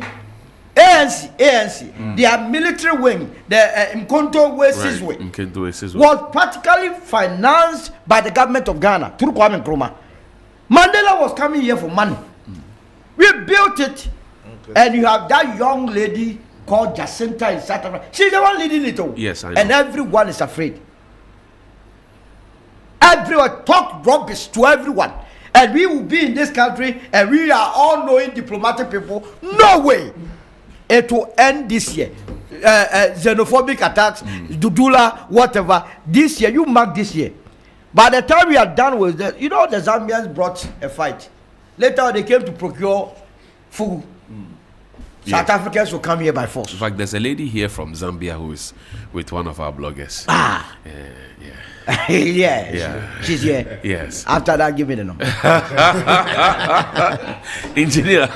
Your wife will hear. Engineer. You know what she's doing, not Johnny, I think I side with Ima and also Solo. I mean, that is a given. Something must be done about it. You might be drastic about it. You know, but Johnny, I think we must look at this issue holistically. Okay, in what way? The point is that all these sanctions that Ima and Solo are mentioning is not going to solve the issue. It's not going to ensure that it won't happen again. What do we need to do? You know, let me give you some statistics here. Right, on every given day, 71 people are murdered in South Africa. If you compare with the statistics in Ghana, it's not even up to 2. Right. And they are what? 65 million. We are 30. So they are just times two right. Of us. But every single day, when you go to rape, you look at the numbers. Every single day, 127 women are raped. When you go to burglaries, every single day, there is 477 break-ins. Car hijacking, every single day, there is 66. So, I mean, for me, there's a big problem in South Africa. Of course, we all know the origins. But is it a justification for this misbehavior? It's not. What I'm saying is that until that is resolved, yes, we must react. We must not just sit down. But until that is resolved, this issue will occur again. Because don't forget, people have the tendency of finding scapegoats. It happened everywhere. It happened in UK, though it was not as violent. But the whole exit from the EU was based on the fact that the British people thought that people from Eastern Europe have come in and they are stealing their jobs. The Brexit. That was the main reason. People thought that people are stealing their job. Why is Trump now in the US? A lot of Americans think that Mexicans have come in and they are stealing their jobs. Right. So it happens everywhere in the world. Right? And it's unfortunate that it is happening in South Africa. And especially unfortunate that Ghanaians Did they not learn any lessons from apartheid? I think the issue, for me, what I see is that it's a hangover from what in apartheid. Because if you go to South Africa now, right, about 71% of businesses are owned by non-Africans. That's correct. Only about 29% are owned by Africans. If you go to the unemployment, I think unemployment is about 32%, in the whole country. But among the whites, it's only 8%. So there's inequality in the economic situation in South Africa. And that dates from apartheid. So everything that is happening now has its roots in apartheid. Yes, they have been liberated. Yes, they are now a rainbow nation. But I think they are not entirely over the let's say what happened or the causes. But the nation is presented to us as a tourism destination. People visit the place. If you now start hearing reports and you're seeing videos and you're seeing the brutality that's happening, you won't want to go there. That would affect the economy. Definitely. The same economy that they are trying to spice up and spruce up. I agree. I mean, the last time I went to South Africa was about 2 or 3 years ago. Back then, I said about 4 years ago. Back then, my brother, Treasury was the ambassador, was a high commissioner there. When I called him over, my brother, I'm coming. He advised me places to avoid. So even back then. So that South Africa is dangerous, they didn't start today. Even when they are preaching tourism, they will advise you of places not to go to avoid. Same advice, really. Yes. Now, the issue that many Africans have is why are they attacking the Africans and not other nationalities? Right. Right? Now, if you look at the issue critically, you know, I mentioned that people will always find scapegoats. Yeah. And when you are finding scapegoats, you find those that are closer to you. You find those that you have access to. Now, a lot of non-blacks do not integrate with the blacks. So a lot of them live in gated communities. They have higher security. Right. Whereas Africans, when we go there, we integrate with the South Africans. We live in the same community. We work in the same neighborhood. Our children go to the same schools. So it is easy for them to attack Africans either than other nationals. And it's not like they are not attacking other nationals. I mean, we've heard of the farmers that they are killing. I think last year there were about 40-something farmers, that were killed. If they get the opportunity, they do it. But because we have integrated with them, that is why we are an easy target. But if they don't find solution to what is happening in South Africa in terms of the inequalities, this issue will keep coming and coming and coming and coming. But are they really willing to work? That is up to them. That is up to them. Because the inequality will not come to you on a cart. You have to go looking for working towards it. Yes, I agree. I mean, since 1994, when they gained independence, and when let's say apartheid was abolished, right? They introduced something that they call BBE. I think it's a Black Empowerment, in business. So basically, what they do is that they give you a margin of preference if you're a black-owned company, right? And that the idea was to ensure that they bring the black companies out, right? So, for example, if you are a black-owned company and you have the same credentials as a white-owned company, the law is to pick you above the white company. Sometimes even if your credentials are a bit lower, they give you the margin of preference so that they still pick you, give you an advantage. Right? They've been doing that. But what has happened over the years? You see black people fronting for other nationals to be able to get them that, business and contracts. And then the net benefit is that the black companies or the black people are not developing as they should. So for me, the issue it has a lot of causes, and definitely we must act. That one I agree totally. We should not just sit there and just let it happen. But what I would say is that it is not going to stop if the root cause is not tackled. And it's not an easy task. Right. And it's not up to us. It's up to the South Africans to solve it themselves. We can send Can we trust them to solve it? They have to solve it themselves. When it happened in 2018, we had then Minister of State in charge of all of these things at the presidency come to talk to us. He was very, very emphatic about what was not going to happen again. Now we're in 2026. We are seeing an upgraded version of what happened that we complained about, which we were told would never happen. Can they be trusted to handle their own affairs? Like I'm saying, right, if the murder rate is 71 people per day, how many Africans have been killed since we started? Non-South Africans. So the issue for me is bigger than just, the xenophobia. And if that issue is not resolved, and I think they are finding it difficult to solve their own issues, right? Now, what Solo is saying, let's march to FN Bank and then close it up. Who would affect? How many Ghanaians are working there? And compared to how many South Africans are working in FNB Bank? If you go to MTN, as we speak now, how many Ghanaians are working in MTN? Compared to how many South Africans are working there? So if you go and close MTN now, who's going to suffer? Is it the South Africans or the Ghanaians? So this issue is not that simple. And we must act, I agree. But it's not a simple solution to solve this one. And as long as we are there, I mean, per the statistics, there are about 100,000 Ghanaians over there. And there are less than 4,000 South Africans in Ghana. So as long as we are there, and a few of them are here and they have businesses, this issue is going to be a very, very, it ought to be solved. One. And it's not simple. Okay. So we must not just say, let's rise up, let's send South Africans away and the issue will be resolved. It's not going to be resolved. It will come back again next year, next 2 years. 29 minutes to the top of the hour. 10 here on Sunrise on 3FM 92.7. That was lawyer, engineer Prempe.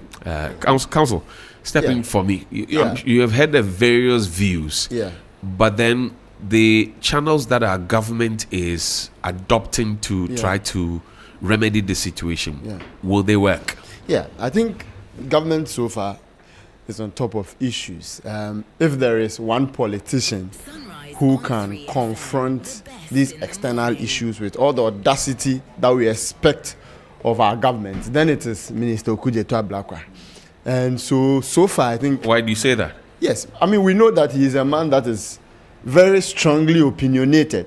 And if you look at the way he's revamped Ghana's foreign appeal and Ghana's positions on external matters, it is very clear that these attacks in South Africa are things that he can deal with them.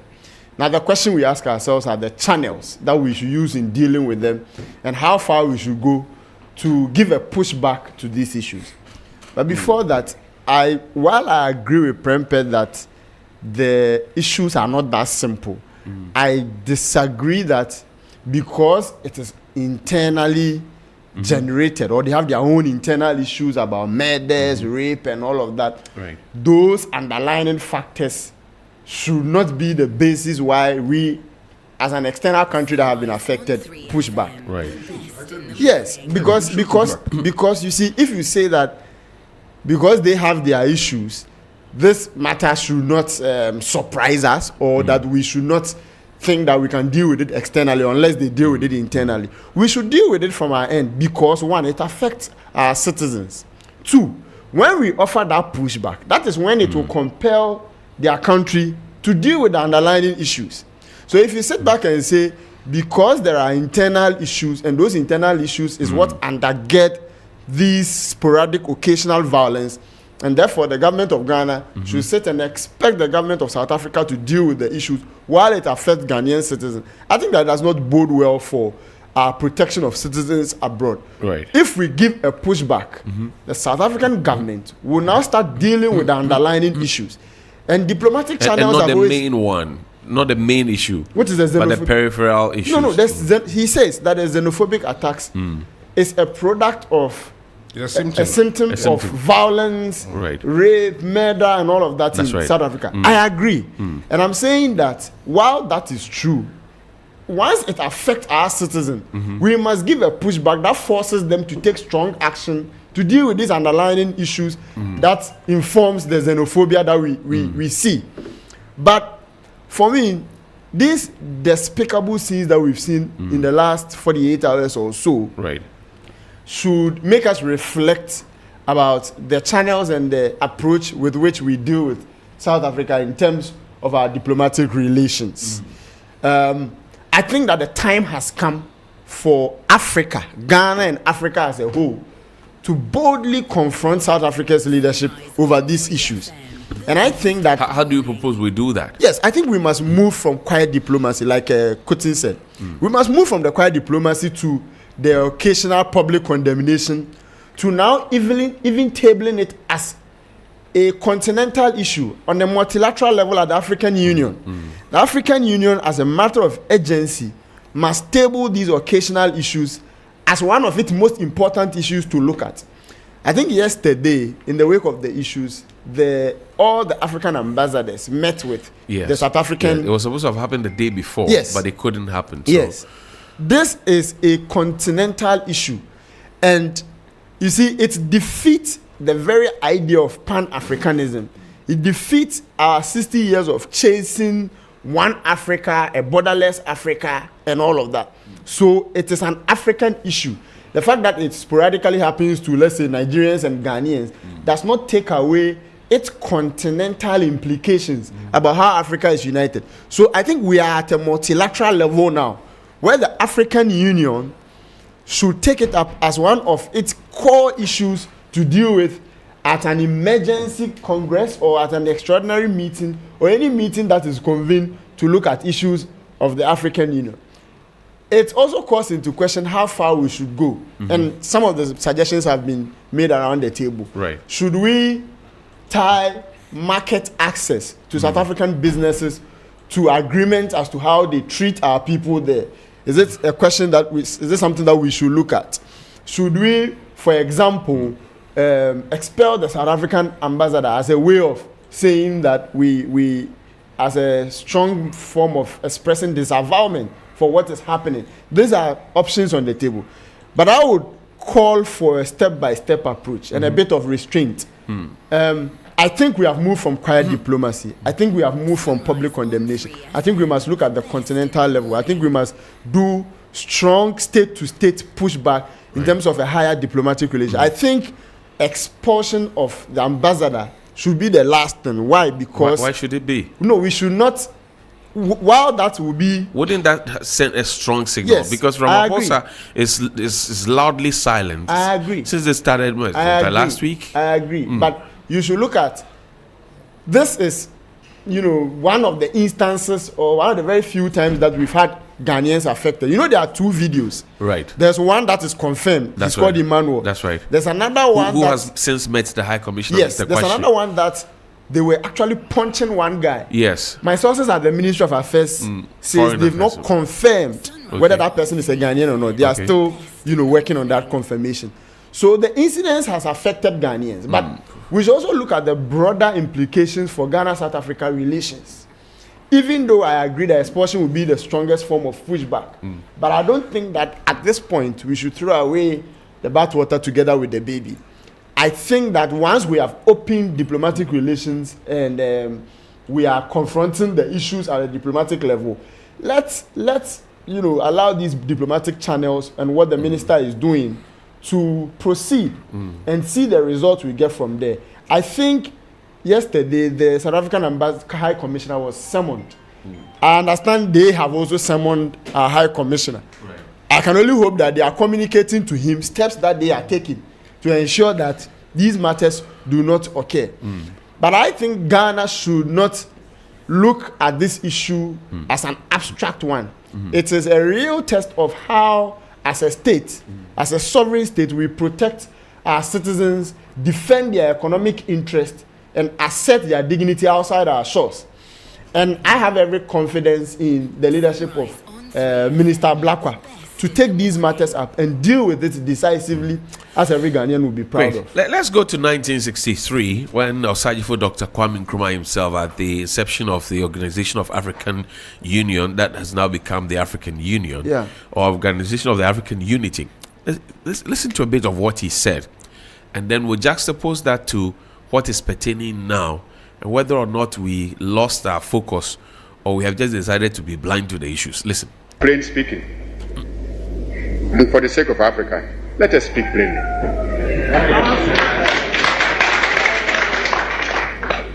As I see it, our greatest danger stems from disunity and the inability to see that the realization of our hopes and aspirations, the realization of our objective of total African independence, and of our future progress and prosperity is inextricably bound up with the necessity to unify our policy and actions in connection with the continued struggle for independence and the greater task of economic and social reconstruction beyond it.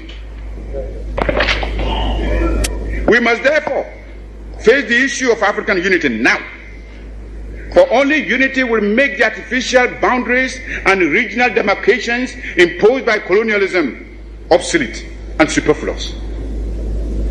African unity will thus provide an effective remedy for border disputes and internecine troubles. In a united Africa, there could be no frontier claims between Ethiopia and Somalia, or between Zanzibar and Kenya, Guinea or Liberia, or between Ghana, Togoland and the Ivory Coast.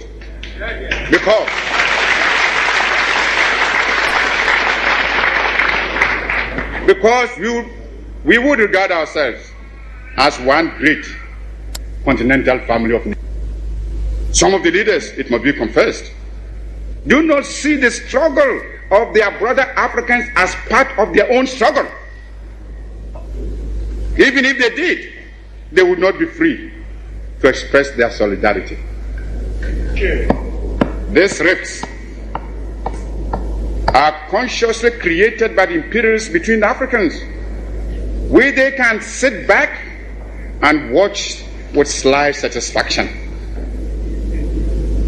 as well as contempt for those who fail to see how they are being used against Africa's best interests.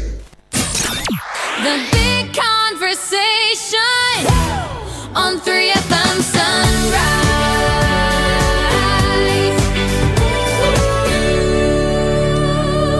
19 minutes to 10.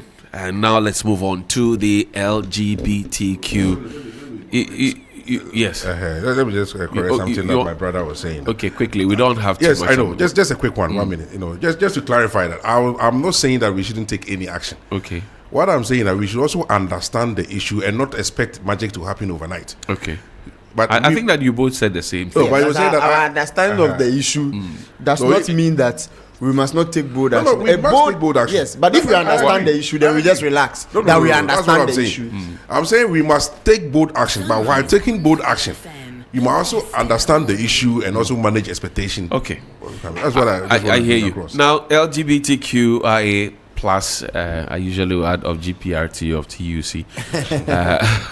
But then yesterday there was a public hearing of matters that we already know but have had to be clarified because there's some confusion that's presently ongoing. Samonate George, Minister for Communication, until this new role, he was and still is the Member of Parliament for Ningo Pram Pram. He was one of the lead parliamentarian on that private members bill. He appeared before the committee. Here's what he had to say. The likes of Global Fund claim that they are giving support to Ghana AIDS Commission. Okay. And what is supposed to be the umbrella reason why they are supporting Ghana AIDS Commission? HIV prevention. Meanwhile, we have evidence of Ghana AIDS Commission officers meeting with pro-LGBTQ groups and giving them lubricants. So if Ghana AIDS Commission is supposed to fight HIV, why are you giving lubricants for men to have anal sex with men? And the excuse that they give, and the excuse that is given is that these are people who already have HIV, and so they want them to not spread it, so they are giving them lubricants. That in itself is an activity that continues to perpetrate anal sex between men. So please, we will not open the window for anybody to bring any money for public health or anything. If they really want to fund public health, they should go and give maternal beds for women who do not have beds for delivery, not for anything relative or related to this one. This one will open the door. No. There's a gentleman for whom a video was leaked and an altercation between himself and a male lover of him came out last year. A gentleman known as Educator. Now he can be charged on the basis of the video of male and male intercourse. That is a different thing. But aside from that video that came out, that individual holds himself out and promotes homosexual activity on his social media page. That person is holding himself out, so there is an act, and the act's rules and mens rea can be determined from his activity. So you take his activity on social media, his public commentary he has made where he admits to what his sexual preferences are. So you can't make that statement. So allowed to make that statement. It is not just about making the statement. The act's rules then goes to what has he been doing. The statement is an evidence of the mens rea, the thinking. But the act's rules is in what has he done to actualize the statement that he is this. So those two must go before you can. I do not think that this bill should be subjected to fresh national dialogue. In fact, all the CSOs and all the concerns, most of them have gone through, are the same concerns that came up in the first cycle of this bill.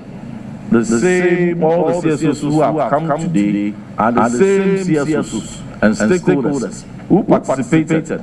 And so there is no reinventing the wheel. There is really nothing broken in this bill to be fixed. And for what it should be expedited. And in expediting, we are not also indicating that certain suspects should be detained. We can expedite this bill in a day without compromising any part of our procedures, so long as our standing orders are concerned and so long as the Constitution of Ghana are concerned. And therefore, we would appeal to the leadership that in your magnanimity and in line with the overwhelming concerns of the public who are eagerly waiting for the same bill to be passed, considering that the past, the plethora of legal challenges and battles which delayed its passage and assent, having survived that and terminated the apex court, we don't need to, knowingly or unknowingly, introduce new additions and elements that will further make vulnerable and prone to challenges that will culminate in another obstacle. Sunrise on 3FM, the best in the morning.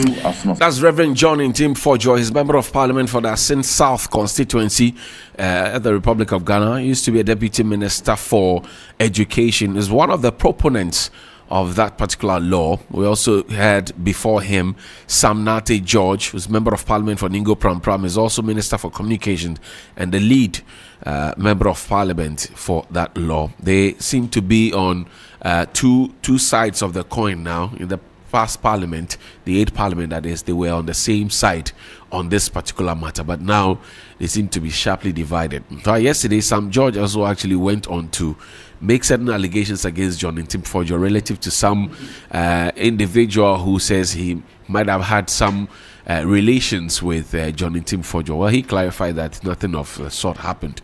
But Ima, here we are now. Are we trying to protect our values, or are we trying to impede and trample on people's right?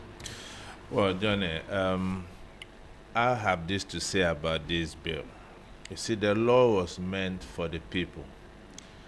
And if in the exercising of the law, you see that it's not helping and it's a burden on the country, what do? You try to look at amending it. Why are we here talking about this bill? Because the last two sessions of Parliament, it went to the ex-president's desk and he couldn't sign. So once Parliament had gone on recess, the bill automatically closes. It has to start again. He asked that it should not be transmitted to him because there was a matter in court. Yeah, let's contextualize. So we have to contextualize that. Yeah. So thanks for this information. So Johnny, I think that we need to amend that clause of our constitution where we had to go back and forth with very serious constitutional matters like this bill. Or you see that the bill is going to start all over again. Look at the financial implication to the state. Right. And I think that we have politicized and otherwise very beautiful law per our values and where we come from. Right. And the argument, like you rightly contextualize, is between whether it's the protection of our values or trample on people's rights. The truth of the matter is that it is about our values. And I hold that view that yes, we are a majority religious country, and once majority of Ghanaians abhor that activity in the name of our values, and even our very constitution even criminalizes that, we shouldn't bow to foreign pressures because of donors, because we are a sovereign country, and I think that we have every right to see to it that we can put legislations in place to regulate how we want to model our values. Look, Johnny, homosexuality is not a good thing. In the West, they may be accepting that because they have the medical facilities to help people who want to be homosexuals. Look at the state of our medical facilities in this country. Already, even our pregnant women are giving birth on the bare floor. And you get our men doing trumo. Take your time. Take your time. Like Sam George mentioned, he alleged that his commission distributed lubricants. And the excuse was a serious matter. It's not a laughing matter. And the excuse was that these people were already infected with HIV. And they needed to cushion them not to, Look, Johnny, I think that we should stop deceiving ourselves and pass this bill to regulate us. I hear you. We are in an African country. polygamy is accepted here, right? That's right. The Western world says polygamy is not accepted in there based on their own values.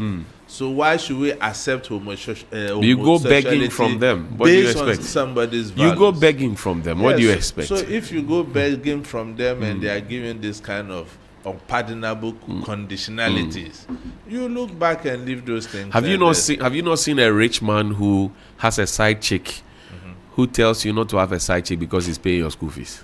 In fact, so at the end of the day, where do those things even end? Those things don't even go anywhere. I think that from the rich man is smoking. He tells you smoking is bad, but he's paying your school fees. Don't smoke. Yeah. But Johnny, look, morally, it is not good for us as Africans. I hear you. We are not yet there. I hear you. And I think that we shouldn't also abuse our majority stand. Democracy is about the majority rule, but it is imperative as well that we protect the minority. Those deviants who are practicing this kind of things and they need our help, let's support them. Okay. See the kind of psychological counseling we can give them. And then, So we should not throw them in jail, like the bill is suggesting. Well, the bill is suggesting jail. And I think that we have to be a bit not harsh on that aspect. Okay. Because allow people Prempeh to need so help. we can manage the time. Okay. Thank you. Prempeh, step in for me. Is Johnny, Yes. I was very interested to know what his Imam stance was thinking in the last submission, what he was making. He said we should not be harsh. I understood that he agreed with the bill, but in his last sentence appears to be a bit subtle in how we deal with them, you know.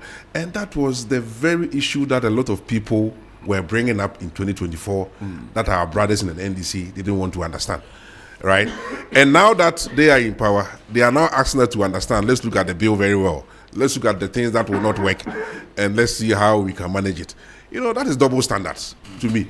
You know, yesterday, Sam George was sitting there talking plenty. You are there talking plenty. The bill as it is, you agree with it. Why must it go through all these, discussions? The chairman of the committee, the Parliamentary Legal Affairs Committee, said that, look, this might be a blessing in disguise that President Akufo-Addo did not sign.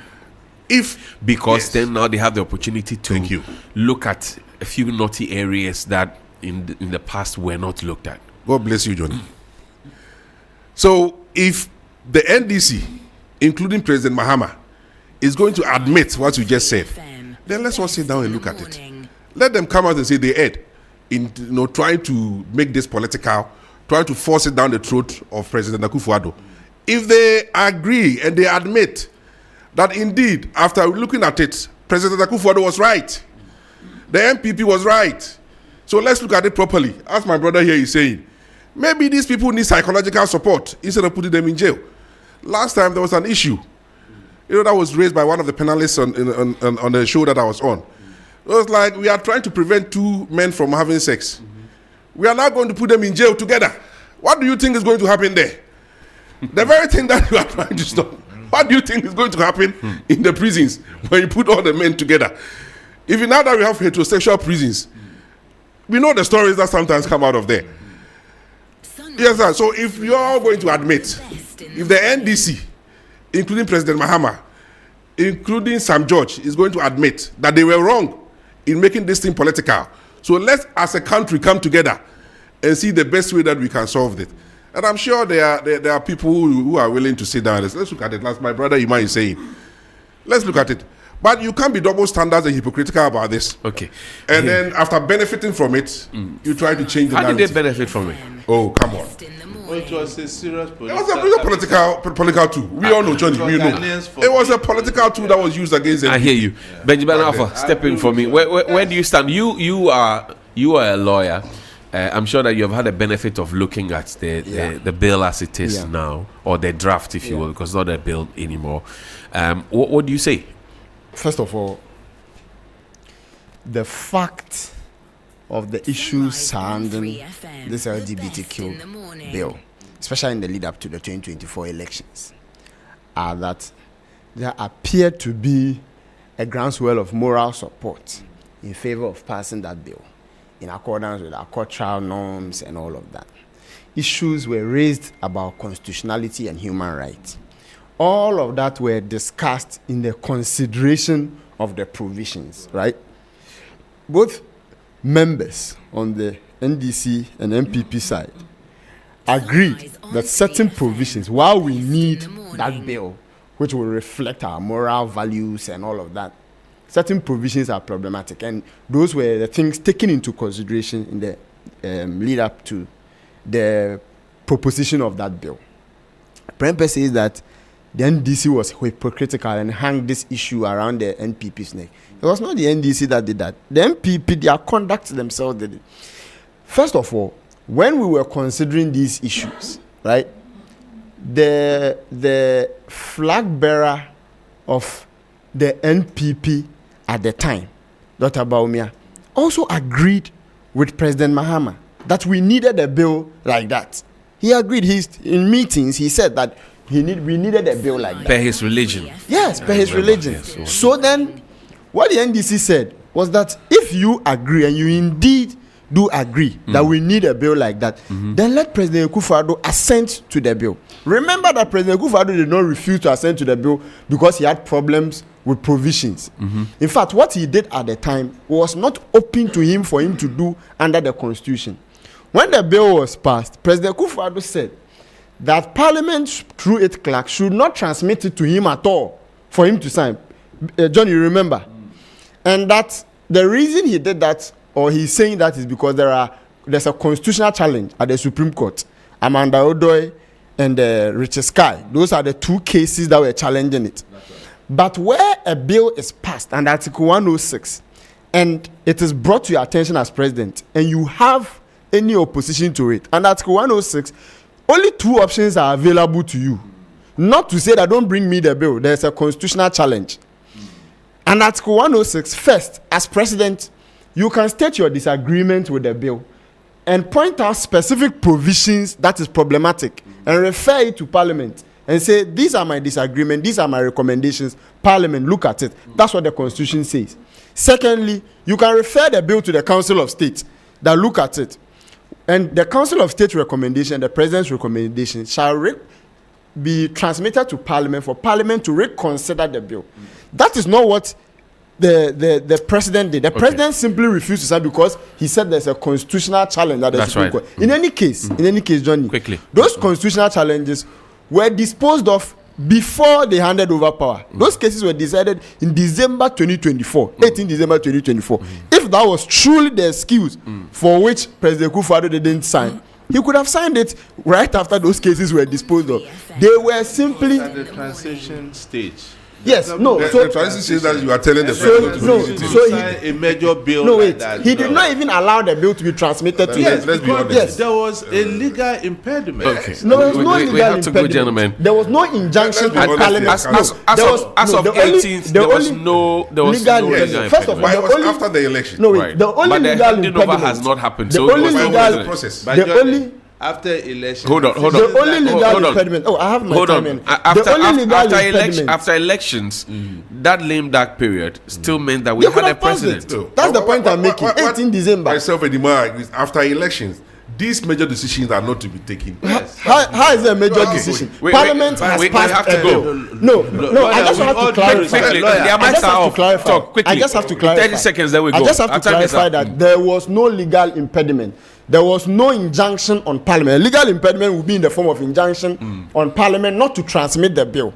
The only reason the bill was not before President Akufo-Addo for him to sign was because he had indicated that because there is a constitutional challenge. And you say that matter was decided upon before he left power. Yes, so 18 December. In any case, yes, it was decided before he left power.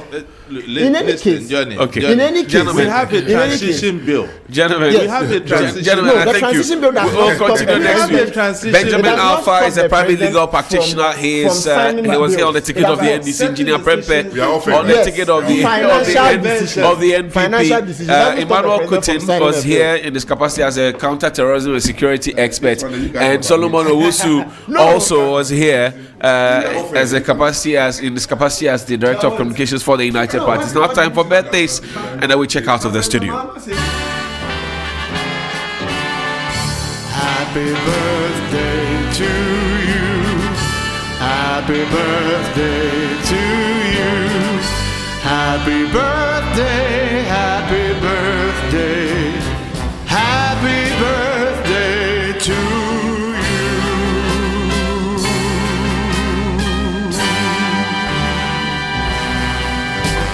And a happy, glorious birthday to the Chief of Staff of the Republic of Ghana, Mr. Julius Deborah. Today is your birthday. Happy, happy birthday to you, Mr. Julius Deborah. You are loved by many, you are celebrated, and you are respected. And many keep the testimonies coming in for you. Today is a great day. Happy, happy birthday. We wish you long life and good health, and we wish you joy, plenty, and peace. And all your silent prayers I will be answered by the Most High God. We pray that God Himself will guide and shield you. Happy, happy birthday, sir, Chief. Also, happy birthday to Julius Deborah Gonuga. Julius Deborah Gonuga, you are 3 years today. This is from your father, Mr. Abolo, aka Mr. Common Sense. Abolo, aka Common Sense. Julius Deborah Agonuga, today is your birthday. You are 3 years old. Happy, happy birthday with you, sir. And a special birthday with the Chief of Staff. Also, happy birthday to Tony Ayelbis, CEO of Miss Upper East Ghana pageant, from your friends and family. Also, a happy birthday to Mrs. Robella Veronica Abba Shaw on your special day. This is from Elic Blim, Franklin, and your children. A happy birthday also to Bridget Perry Nam Blebu.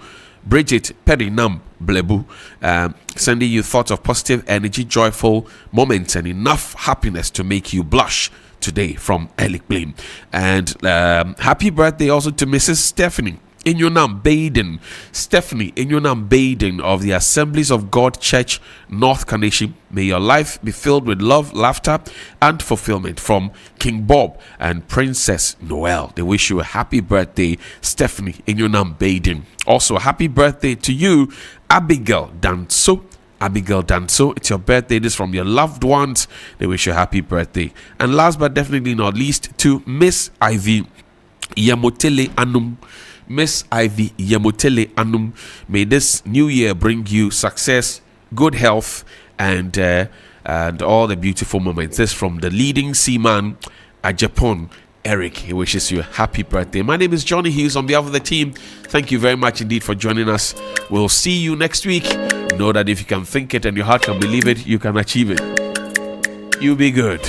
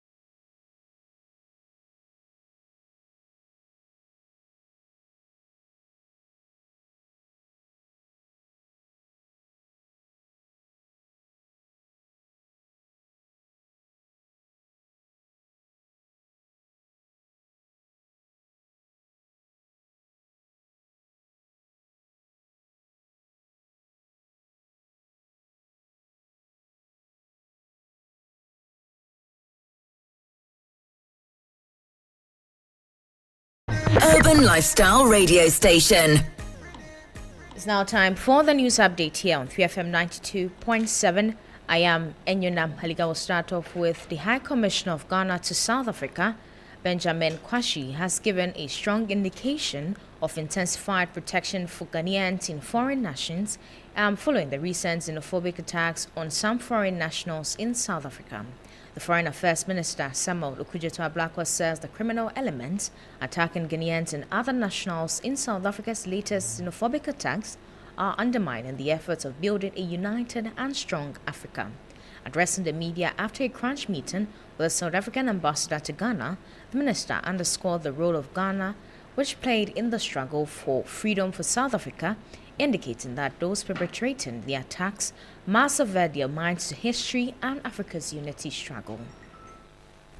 To believe in Pan-Africanism and we continue to believe that it is only when Africa unites that Africa's full potential will be realized, as our founder, the Sadifu Dr. Kwame said. So it is really regrettable that at this time, when we've won such a huge victory at the United Nations, the Global South has come together, all Africans, people of African descent have come together, 123 countries sending a clear message against the transatlantic enslavement of our forebears, that in this modern era, we will see such hatred, such xenophobia against each other, against Africans.